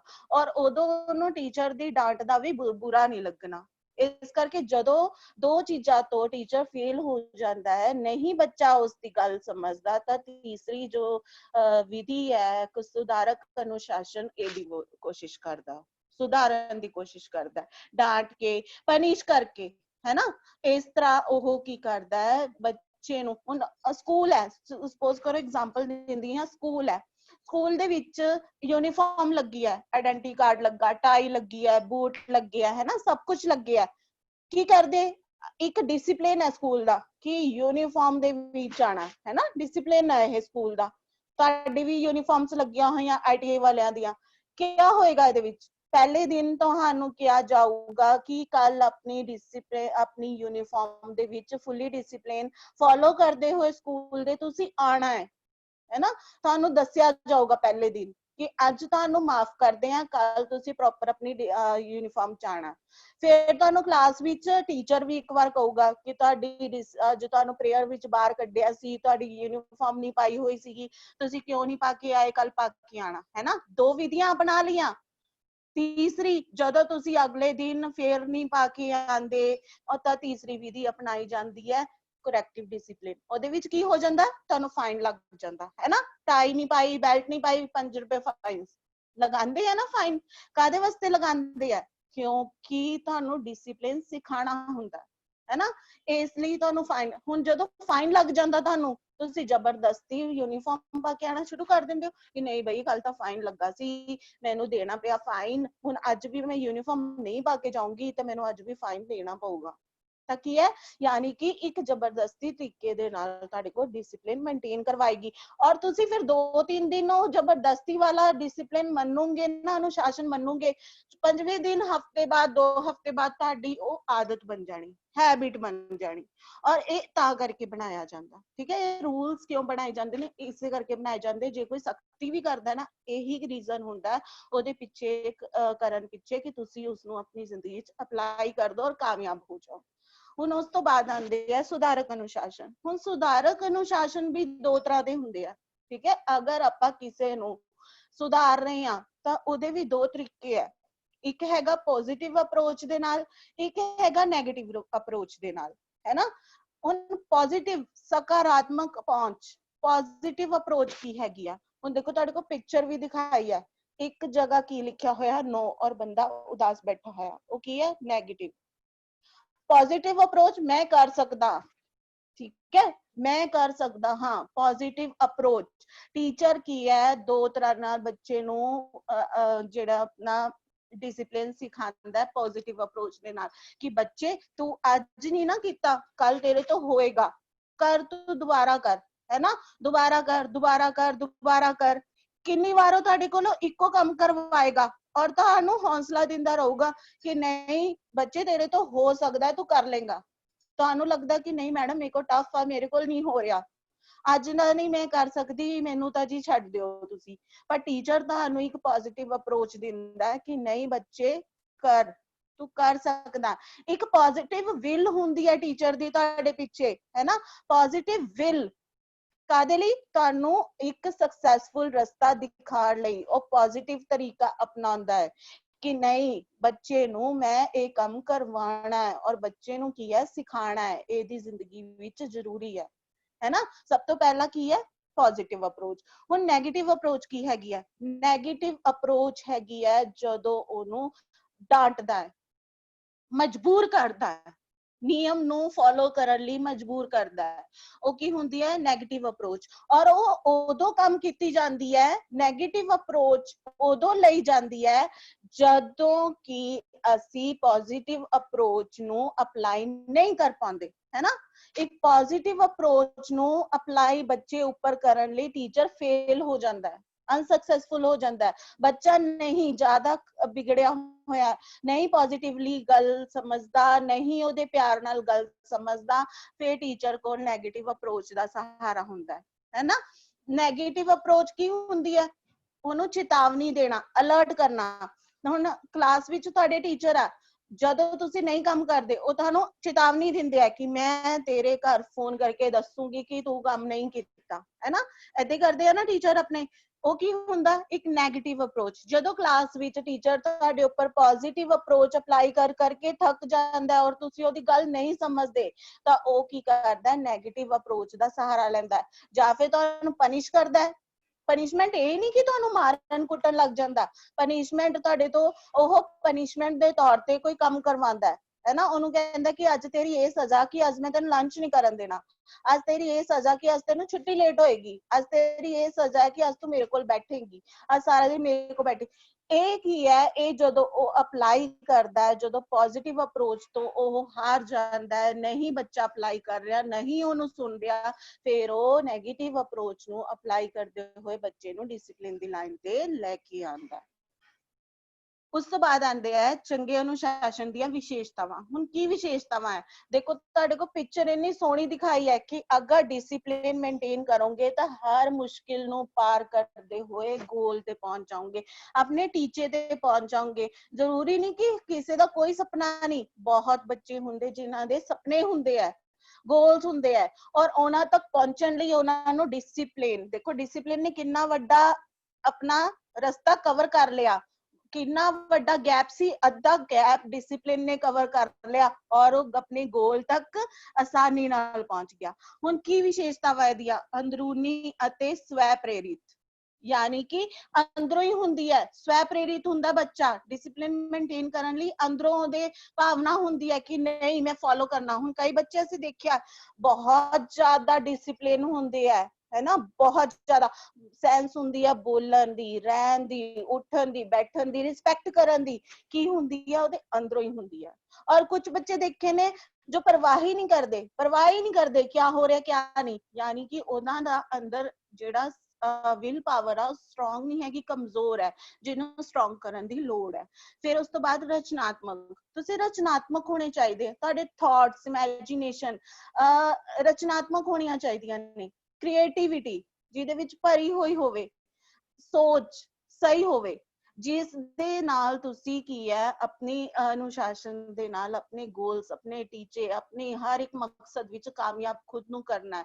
ਔਰ ਕਾਮਯਾਬ ਤੁਹਾਨੂੰ ਕੋਈ ਨਹੀਂ ਕਰੇਗਾ, ਕਾਮਯਾਬ ਤੁਸੀਂ ਖੁਦ ਨੂੰ ਖੁਦ ਬਣਾਓਗੇ, ਕੋਈ ਸਿਰਫ ਤੁਹਾਨੂੰ ਰਸਤਾ ਦੱਸੇਗਾ, ਉਸ ਰਸਤੇ ਲੈ ਕੇ ਨਹੀਂ ਜਾਏਗਾ, ਉਸ ਰਸਤੇ ਤੇ ਤੁਹਾਨੂੰ ਖੁਦ ਜਾਣਾ ਪਊਗਾ। ਫਿਰ ਉਸ ਤੋਂ ਬਾਅਦ ਸਹਿਯੋਗ ਦੀ ਭਾਵਨਾ, ਹੁਣ ਜਦੋਂ ਅਸੀਂ ਡਿਸਿਪਲਿਨ ਨੂੰ ਆਪਣੀ ਜ਼ਿੰਦਗੀ ਵਿੱਚ ਮੇਨਟੇਨ ਕਰਦੇ ਆ ਨਾ ਤਾਂ ਸਾਡੇ ਅੰਦਰ ਇੱਕ ਚੀਜ਼ ਆਂਦੀ ਹੈ, ਸਹਿਯੋਗ ਦੀ ਭਾਵਨਾ, ਅਸੀਂ ਦੂਸਰੇ ਦੀ ਹੈਲਪ ਕਰਨ ਲਈ ਫੱਟੋ ਅੱਗੇ ਹੋ ਜਾਂਦੇ ਆ, ਹੈ ਨਾ, ਕਿਉਂਕਿ ਕਿਆ ਹੈ ਡਿਸਿਪਲਿਨ ਨੇ ਸਾਡੇ ਅੰਦਰ ਇਹ ਭਾਵਨਾ ਪੈਦਾ ਕਰ ਦਿੱਤੀ, ਹੈ ਨਾ, ਕਿਸੇ ਦੀ ਮਦਦ ਕਰਨ ਦੀ। ਪਰ ਜਦੋਂ ਬੱਚਾ ਡਿਸਿਪਲਿਨ ਖੁਦ ਨੂੰ ਨਹੀਂ ਮੇਨਟੇਨ ਕਰ ਰਿਹਾ, ਡਿਸਿਪਲਿਨ ਲਾ ਹੀ ਨਹੀਂ ਰਿਹਾ ਆਪਣੇ ਆਪ ਦੇ ਵਿੱਚ, ਤਾਂ ਉਹ ਦੱਸੋ ਸਹਿਯੋਗ ਦੀ ਭਾਵਨਾ ਕਿੱਥੋਂ ਹੋਏਗੀ, ਉਹ ਸਭ ਨੂੰ ਇਗਨੋਰ ਕਰੇਗਾ, है ना। ਇਸ ਲਈ ਆਪਣੇ ਅੰਦਰ ਅਨੁਸ਼ਾਸਨ ਦੀਆਂ ਚੰਗੀਆਂ ਭਾਵਨਾਵਾਂ ਨੂੰ ਅੰਦਰ ਵਿਕਸਿਤ ਕਰਨਾ ਹੈ। ਉਸ ਤੋਂ ਬਾਅਦ ਆਜ਼ਾਦੀ, ਤੁਸੀਂ ਆਜ਼ਾਦ ਹੋਵੋਗੇ ਆਪਣੇ ਹਰ ਡਿਸੀਜਨ ਲੈਣ ਲਈ, ਆਪਣਾ ਹਰ ਕੰਮ ਕਰਨ ਲਈ ਆਜ਼ਾਦ, ਬਿਲਕੁਲ ਆਜ਼ਾਦੀ ਨਾਲ। ਅਗਰ ਤੁਸੀਂ ਡਿਸਿਪਲਿਨ ਚ ਹੋਵੋਗੇ ਨਾ ਤਾਂ ਤੁਹਾਨੂੰ ਕੋਈ ਵੀ ਜ਼ਬਰਦਸਤੀ ਤੁਹਾਡੀ ਆਜ਼ਾਦੀ ਨਹੀਂ ਖੋਏਗਾ, ਹੈ ਨਾ। ਆਜ਼ਾਦੀ ਕਦੋਂ ਖੋਈ ਜਾਂਦੀ ਹੈ ਕਿਸੇ ਦੀ, ਜਦੋਂ ਉਹ ਰਸਤਾ ਗਲਤ ਚੁਣ ਲੈਂਦਾ, ਉਦੋਂ ਕੀ ਕਰਦੇ ਆ, ਉਹਦੇ ਉੱਪਰ ਪਾਬੰਦੀਆਂ ਲੱਗ ਜਾਂਦੀਆਂ ਨੇ। ਅਗਰ ਇੰਡੀਪੈਂਡੈਂਸਲੀ ਜੀਣਾ ਚਾਹੁੰਦੇ ਹੋ ਨਾ, ਇੰਡੀਪੈਂਡੈਂਟਲੀ ਜੀਣਾ ਚਾਹੁੰਦੇ ਹੋ, ਤਾਂ ਤੁਹਾਨੂੰ ਕੀ ਹੈ ਡਿਸਿਪਲਿਨ ਨੂੰ ਆਪਣੀ ਜ਼ਿੰਦਗੀ ਵਿੱਚ ਲਿਆਉਣਾ ਪਏਗਾ। ਉਸ ਤੋਂ ਬਾਅਦ ਹੈ ਸਮਾਜਿਕ ਅਨੁਸ਼ਾਸਨ, ਸਾਡਾ ਸਮਾਜ ਲਈ ਇੱਕ ਅਨੁਸ਼ਾਸਨ ਆ, ਹੈ ਨਾ। ਆਪਾਂ ਜੇ ਜੀ ਰਹੇ ਆ ਨਾ ਸਮਾਜ ਲਈ ਵੀ ਸਾਡੇ ਕੁਝ ਕਰਤੱਵ ਬਣਦੇ ਨੇ, है ना। ਹੁਣ ਇੱਕ ਬੱਚਾ ਹੈ ਬਹੁਤ ਪੜ੍ਹਦਾ ਹੈ, ਉਹ SDM ਲੱਗ ਗਿਆ, ਕੀ ਹੈ ਇੱਕ ਡਿਸਿਪਲਿਨ ਨੂੰ ਫੋਲੋ ਕਰਦੇ ਹੋਏ ਉਹਨੇ ਸਮਾਜ ਦੇ ਲਈ ਇੱਕ ਵਧੀਆ ਕੰਮ ਕੀਤਾ, ਹੈ ਨਾ। ਔਰ ਕੀ ਹੈ ਸਮਾਜ ਦੇ ਵਿੱਚ ਇੱਜ਼ਤ ਹਾਸਿਲ ਕਰ ਰਹੀ। ਅਗਰ ਆਪਾਂ ਅਨੁਸ਼ਾਸਨ ਵਿੱਚ ਰਵਾਂਗੇ ਤਾਂ ਅਸੀਂ ਕੀ ਹੈ ਸਮਾਜਿਕ ਤੌਰ ਤੇ ਵੀ ਪਰਫੈਕਟ ਬਣ ਕੇ ਆਵਾਂਗੇ। ਫਿਰ ਉਸ ਤੋਂ ਬਾਅਦ ਹੈ ਲੋਕਤੰਤਰੀ ਸਿੱਖਿਆ ਉੱਤੇ ਆਧਾਰਿਤ, ਇੱਕ ਲੋਕਤੰਤਰੀ ਸਿੱਖਿਆ ਮਤਲਬ ਕਿ ਕੋਈ ਉਹਦੇ ਉੱਪਰ ਬੰਧਨ ਨਹੀਂ ਹੈਗੇ, ਲੋਕਤੰਤਰ ਹੈ ਸਾਡੀ ਸਿੱਖਿਆ, ਹੈ ਨਾ। ਅਸੀਂ ਹੁਣ ਟੀਚਰ ਤੁਹਾਨੂੰ ਬੁੱਕਸ ਹੀ ਨਹੀਂ ਇਕੱਲਾ ਪੜ੍ਹਾ ਰਿਹਾ, ਤੁਹਾਨੂੰ ਹਰ ਚੰਗੀ ਕੁਆਲਿਟੀਜ਼ ਵੀ ਸਮਝਾ ਰਿਹਾ, ਇੱਕ ਬੁੱਕ ਨਹੀਂ ਹੈ। ਡਿਸਿਪਲਿਨ ਬੁੱਕ 'ਚ ਨਹੀਂ ਲਿਖਿਆ ਹੁੰਦਾ, ਡਿਸਿਪਲਿਨ ਟੀਚਰ ਤੁਹਾਨੂੰ ਬੋਲ ਕੇ ਸਮਝਾਉਂਦਾ ਹੈ, ਤੁਹਾਨੂੰ ਉਹਦੇ ਰੂਲਸ ਦੱਸਦੇ ਹੋਏ ਸਮਝਾਉਂਦਾ ਹੈ, ਤੁਹਾਨੂੰ ਡਾਂਟ ਕੇ ਸਮਝਾਉਂਦਾ ਹੈ, ਪਿਆਰ ਨਾਲ ਸਮਝਾਉਂਦਾ ਹੈ ਨਾ, ਉਹ ਬੁੱਕਸ ਵਿੱਚ ਤੁਹਾਨੂੰ ਨਹੀਂ ਮਿਲਦਾ। ਉਸ ਤੋਂ ਬਾਅਦ ਸਕਾਰਾਤਮਕ, ਤੁਹਾਡੀ ਸੋਚ ਪੋਜ਼ਿਟਿਵ ਹੋਣੀ ਸ਼ੁਰੂ ਹੋ ਜਾਂਦੀ ਹੈ ਜਦੋਂ ਤੁਸੀਂ ਡਿਸਿਪਲਿਨ ਨੂੰ ਅਪਲਾਈ ਕਰ ਲੈਂਦੇ ਹੋ, ਠੀਕ ਹੈ ਨਾ। ਉਦੋਂ ਕੀ ਹੈ ਸੋਚ, ਸਾਡੀ ਸੋਚ ਜੋ ਨੈਗੇਟਿਵ ਜਾਂਦੀ ਹੈ ਨਾ ਉਹ ਪੋਜ਼ਿਟਿਵ ਹੋ ਜਾਂਦੀ ਹੈ। ਕਦੋਂ ਨੈਗੇਟਿਵ ਤੋਂ ਸੋਚ ਸਾਡੀ ਪੋਜ਼ਿਟਿਵ ਹੋਗੀ ਸਾਨੂੰ ਵੀ ਨਹੀਂ ਪਤਾ ਲੱਗਦਾ। ਔਰ ਇਹ ਕਦੋਂ ਹੁੰਦਾ ਜਦੋਂ ਆਪਾਂ ਅਨੁਸ਼ਾਸਨ ਵਿੱਚ ਰਹਿੰਦੇ ਆ। ਪਿਆਰ ਤੇ ਆਧਾਰਿਤ, ਆਪਾਂ ਨੂੰ ਕੀ ਹੈ ਆਟੋਮੈਟਿਕ ਹਰ ਇੱਕ ਚੀਜ਼ ਵਧੀਆ ਲੱਗਣ ਲੱਗ ਜਾਂਦੀ ਹੈ। ਜਦੋਂ ਹੁਣ ਪੋਜ਼ਿਟਿਵ ਸੋਚ ਹੋਊਗੀ ਹੈ ਨਾ, ਅਸੀਂ ਡਿਸਿਪਲਿਨ ਚ ਰਵਾਂਗੇ ਤਾਂ ਸਾਨੂੰ ਕੀ ਹੈ, ਹਰ ਚੀਜ਼ ਵਧੀਆ ਲੱਗੇਗੀ, ਹਰ ਚੀਜ਼। ਫਿਰ ਉਸ ਤੋਂ ਬਾਅਦ ਆਸ਼ਾਵਾਦੀ, ਸਾਡੇ ਅੰਦਰ ਇੱਕ ਆਸ਼ਾ ਜਾਗੇਗੀ, ਅਸੀਂ ਆਸ਼ਾਵਾਦੀ ਬਣਾਂਗੇ ਹੈ ਨਾ। ਸਾਨੂੰ ਲੱਗੇਗਾ ਹੀ ਨਹੀਂ ਕਿ ਇਹ ਕੰਮ ਮੈਂ ਕਰ ਹੀ ਨਹੀਂ ਸਕਦਾ, ਬਟ ਜਦ ਸਾਡੇ ਅੰਦਰ ਡਿਸਿਪਲਿਨ ਹੈ ਨਾ, ਸਾਡੇ ਅੰਦਰ ਪੋਜ਼ਿਟਿਵ ਸੋਚ ਆਏਗੀ। ਪੋਜ਼ਿਟਿਵ ਸੋਚ ਦੇ ਥਰੂ ਅਸੀਂ ਕਵਾਂਗੇ ਇਹ ਕਿੱਦਾਂ ਨਹੀਂ ਹੋ ਸਕਦਾ, ਮੈਂ ਕਰ ਸਕਦਾ। ਇੱਕ ਵਾਰ ਅਨਸਕਸੈਸਫੁਲ ਹੋਣਗੇ, 2 ਵਾਰ ਹੋਣਗੇ, ਤੀਸਰੀ ਵਾਰੀ ਤਾਂ ਸਕਸੈਸਫੁਲ ਹੋ ਹੀ ਜਾਓਗੇ ਹੈ ਨਾ। ਤਾਂ ਇੰਨਾ ਇੰਪੋਰਟੈਂਸ ਹੈ ਜ਼ਿੰਦਗੀ ਵਿੱਚ ਡਿਸਿਪਲਿਨ ਦਾ ਹੋਣਾ। ਹੁਣ ਉਸ ਤੋਂ ਬਾਅਦ ਨੈਕਸਟ ਆਉਂਦੇ ਆ ਰਿਜ਼ਲਟ। ਤੁਹਾਨੂੰ ਮੈਂ ਡਿਸਿਪਲਿਨ ਅਪਲਾਈ ਕਰਨ ਦਾ ਰਿਜ਼ਲਟ ਦੱਸਦੀ ਹਾਂ ਕਿ ਰਿਜ਼ਲਟ ਸਾਨੂੰ ਕਿਵੇਂ ਮਿਲਦਾ। ਮੈਂ ਤੁਹਾਨੂੰ ਕਿਹਾ ਸੀ ਕਿ ਡਿਸਿਪਲਿਨ ਦਾ ਰਿਜ਼ਲਟ ਸਾਨੂੰ 100% ਮਿਲਦਾ ਹੈ ਜੇ ਅਸੀਂ DISCIPLINE ਇਹ ਅੱਖਰ ਦੇ ਮਤਲਬ ਨੂੰ ਅਸੀਂ ਸਮਝ ਲਵਾਂਗੇ ਨਾ, ਤਾਂ ਸਾਡੀ ਜ਼ਿੰਦਗੀ 100% ਸਕਸੈਸਫੁਲ ਹੈ। ਦੇਖ ਲਓ, ਮੈਂ ਤੁਹਾਨੂੰ ਇਹ ਵੀ ਦੱਸਦੀ ਹਾਂ ਕਿ 100% ਕਿਵੇਂ ਸਕਸੈਸਫੁਲ ਹੈ। ਹੁਣ ਜਿਹੜਾ ਡੀ ਹੈ, ਡੀ ਕਿੰਨਵਾਂ ਅਲਫਾਬੈਟ ਹੈ? ਡੀ ਅਲਫਾਬੈਟ ਹੈਗਾ 4 ਹੈ ਨਾ, ਚੌਥੇ ਨੰਬਰ ਤੇ ਹੈ। ਆਈ 9ਵੇਂ ਨੰਬਰ ਦਾ ਅਲਫਾਬੈਟ ਹੈ, ਕਿਉਂਕਿ 26 ਅਲਫਾਬੈਟ ਹੁੰਦੇ ਆ ਸਾਡੇ ABCD। ਅੱਜ ਹੀ ਤੁਸੀਂ ਕਰਕੇ ਦੇਖ ਲੈਣਾ। ਡੀ ਚੌਥੇ ਨੰਬਰ ਦਾ ਅਲਫਾਬੈਟ ਹੈ, I 9 number the, S 19, C 3, I 9, P 16, L 12, I 9, N 14, E 5। ਇਹ ਅਲਫਾਬੈਟ ਹੈ, ਕਿੰਨੇ ਨੰਬਰ ਤੇ ਆਉਂਦੇ ਆ ਹੈ ਨਾ। ਔਰ ਜਦੋਂ ਤੁਸੀਂ ਇਹਨਾਂ ਸਾਰਿਆਂ ਦਾ ਟੋਟਲ ਕਰੋਗੇ ਨਾ, 4 9 19 3 9 16 12, ਇਹਨਾਂ ਸਭ ਦਾ ਟੋਟਲ ਕਰੋਗੇ ਨਾ, 100% ਆਏਗਾ ਰਿਜ਼ਲਟ ਤੁਹਾਡਾ। 100 ਨੰਬਰ ਆਏਗਾ, ਠੀਕ ਹੈ। ਯਾਨੀ ਕਿ ਅਗਰ ਤੁਸੀਂ ਡਿਸਿਪਲਿਨ ਨੂੰ ਆਪਣੀ ਜ਼ਿੰਦਗੀ ਵਿੱਚ ਅਪਲਾਈ ਕਰ ਲੈਂਦੇ ਹੋ ਤਾਂ ਤੁਸੀਂ ਕਦੇ ਅਨਸਕਸੈਸਫੁਲ ਨਹੀਂ ਹੋਗੇ, ਠੀਕ ਹੈ, ਕਦੇ ਹਾਰੋਗੇ ਨਹੀਂ। ਔਰ ਰਿਜ਼ਲਟ ਤੁਹਾਨੂੰ 100% ਤੁਹਾਡੀ ਜ਼ਿੰਦਗੀ ਵਿੱਚ ਮਿਲੇਗਾ, ਔਰ ਜ਼ਰੂਰ ਮਿਲੇਗਾ। ਉਸ ਤੋਂ ਬਾਅਦ ਆਂਦਾ ਵਟ ਇਜ਼ ਇਨਡਿਸਿਪਲਿਨ। ਹੁਣ ਇਨਡਿਸਿਪਲਿਨ ਕੀ ਹੈ? ਹੈ ਨਾ, ਅਨੁਸ਼ਾਸਨ ਤੁਹਾਨੂੰ ਪਤਾ ਕੀ ਹੈ, ਫੋਲੋ ਕਰਨਾ। ਪਰ ਇਨਡਿਸਿਪਲਿਨ ਕੀ ਹੈ? ਅਨੁਸ਼ਾਸਨਹੀਨਤਾ ਦਾ ਅਰਥ ਹੈ ਵਿਕਾਰ, ਬੇਈਮਾਨੀ ਅਤੇ ਕਿਸੇ ਸੰਸਥਾ ਦੇ ਨਿਯਮਾਂ ਦੀ ਪਾਲਣਾ ਨਹੀਂ ਕਰਨਾ ਹੈ ਨਾ। ਹੁਣ ਆਪਾਂ ਕੀ ਹੈ, ਅਨੁਸ਼ਾਸਨ ਸਾਨੂੰ ਪਤਾ, ਪਰ ਇਨਡਿਸਿਪਲਿਨ ਕੀ ਹੈ ਨਾ, ਉਹ ਕੀ ਹੈਗਾ? ਉਹਦਾ ਮਤਲਬ ਹੈ ਜਦੋਂ ਅਸੀਂ ਕਿਸੇ ਨਾਲ ਬੇਈਮਾਨੀ ਕਰਦੇ ਆ ਜਾਂ ਅਸੀਂ ਸਹੀ ਰਸਤੇ ਨਹੀਂ ਜਾਂਦੇ, ਤਾਂ ਉਹਦਾ ਜੋ ਨਿਯਮ ਬਣੇ ਹੋਏ ਆ ਉਹਨਾਂ ਨੂੰ ਪਾਲਣਾ ਨਹੀਂ ਕਰਦੇ, ਤਾਂ ਅਸੀਂ ਕੀ ਕਰ ਰਹੇ ਆ? ਇਨਡਿਸਿਪਲਿਨ ਨੂੰ ਫੋਲੋ ਕਰ ਰਹੇ ਆ। ਹੁਣ PC ਰਹਿਣ ਦੇ ਅਨੁਸਾਰ ਕੀ ਹੈ? PC ਰਹਿਣ ਦੇ ਅਨੁਸਾਰ ਜਿਸ ਤਰ੍ਹਾਂ ਬਲ ਸੈਨਾ, ਜਲ ਸੈਨਾ, ਹਵਾਈ ਸੈਨਾ ਦੀ ਹੋਂਦ ਲਈ ਅਨੁਸ਼ਾਸਨ ਜ਼ਰੂਰੀ ਹੈ, ਉਸੇ ਤਰ੍ਹਾਂ ਕਿਸੇ ਵੀ ਸਕੂਲ ਜਾਂ ਸੰਸਥਾ ਲਈ ਅਨੁਸ਼ਾਸਨ ਦੇ ਹੋਣਾ ਜ਼ਰੂਰੀ ਹੈ। ਹੁਣ ਤੁਸੀਂ ਵੇਖਿਆ ਹੋਣਾ ਕਿ ਜਲ ਸੈਨਾ ਹੈ ਨਾ, ਆਪਣੇ ਫੌਜੀ ਹੈ, ਕਿੰਨੇ ਜ਼ਿਆਦਾ ਸਟ੍ਰਿਕਟ ਅਨੁਸ਼ਾਸਨ ਨੂੰ ਫੋਲੋ ਕਰਦੇ ਆ। ਪੁਲਿਸ ਹੈ ਨਾ, ਜਲ ਸੈਨਾ,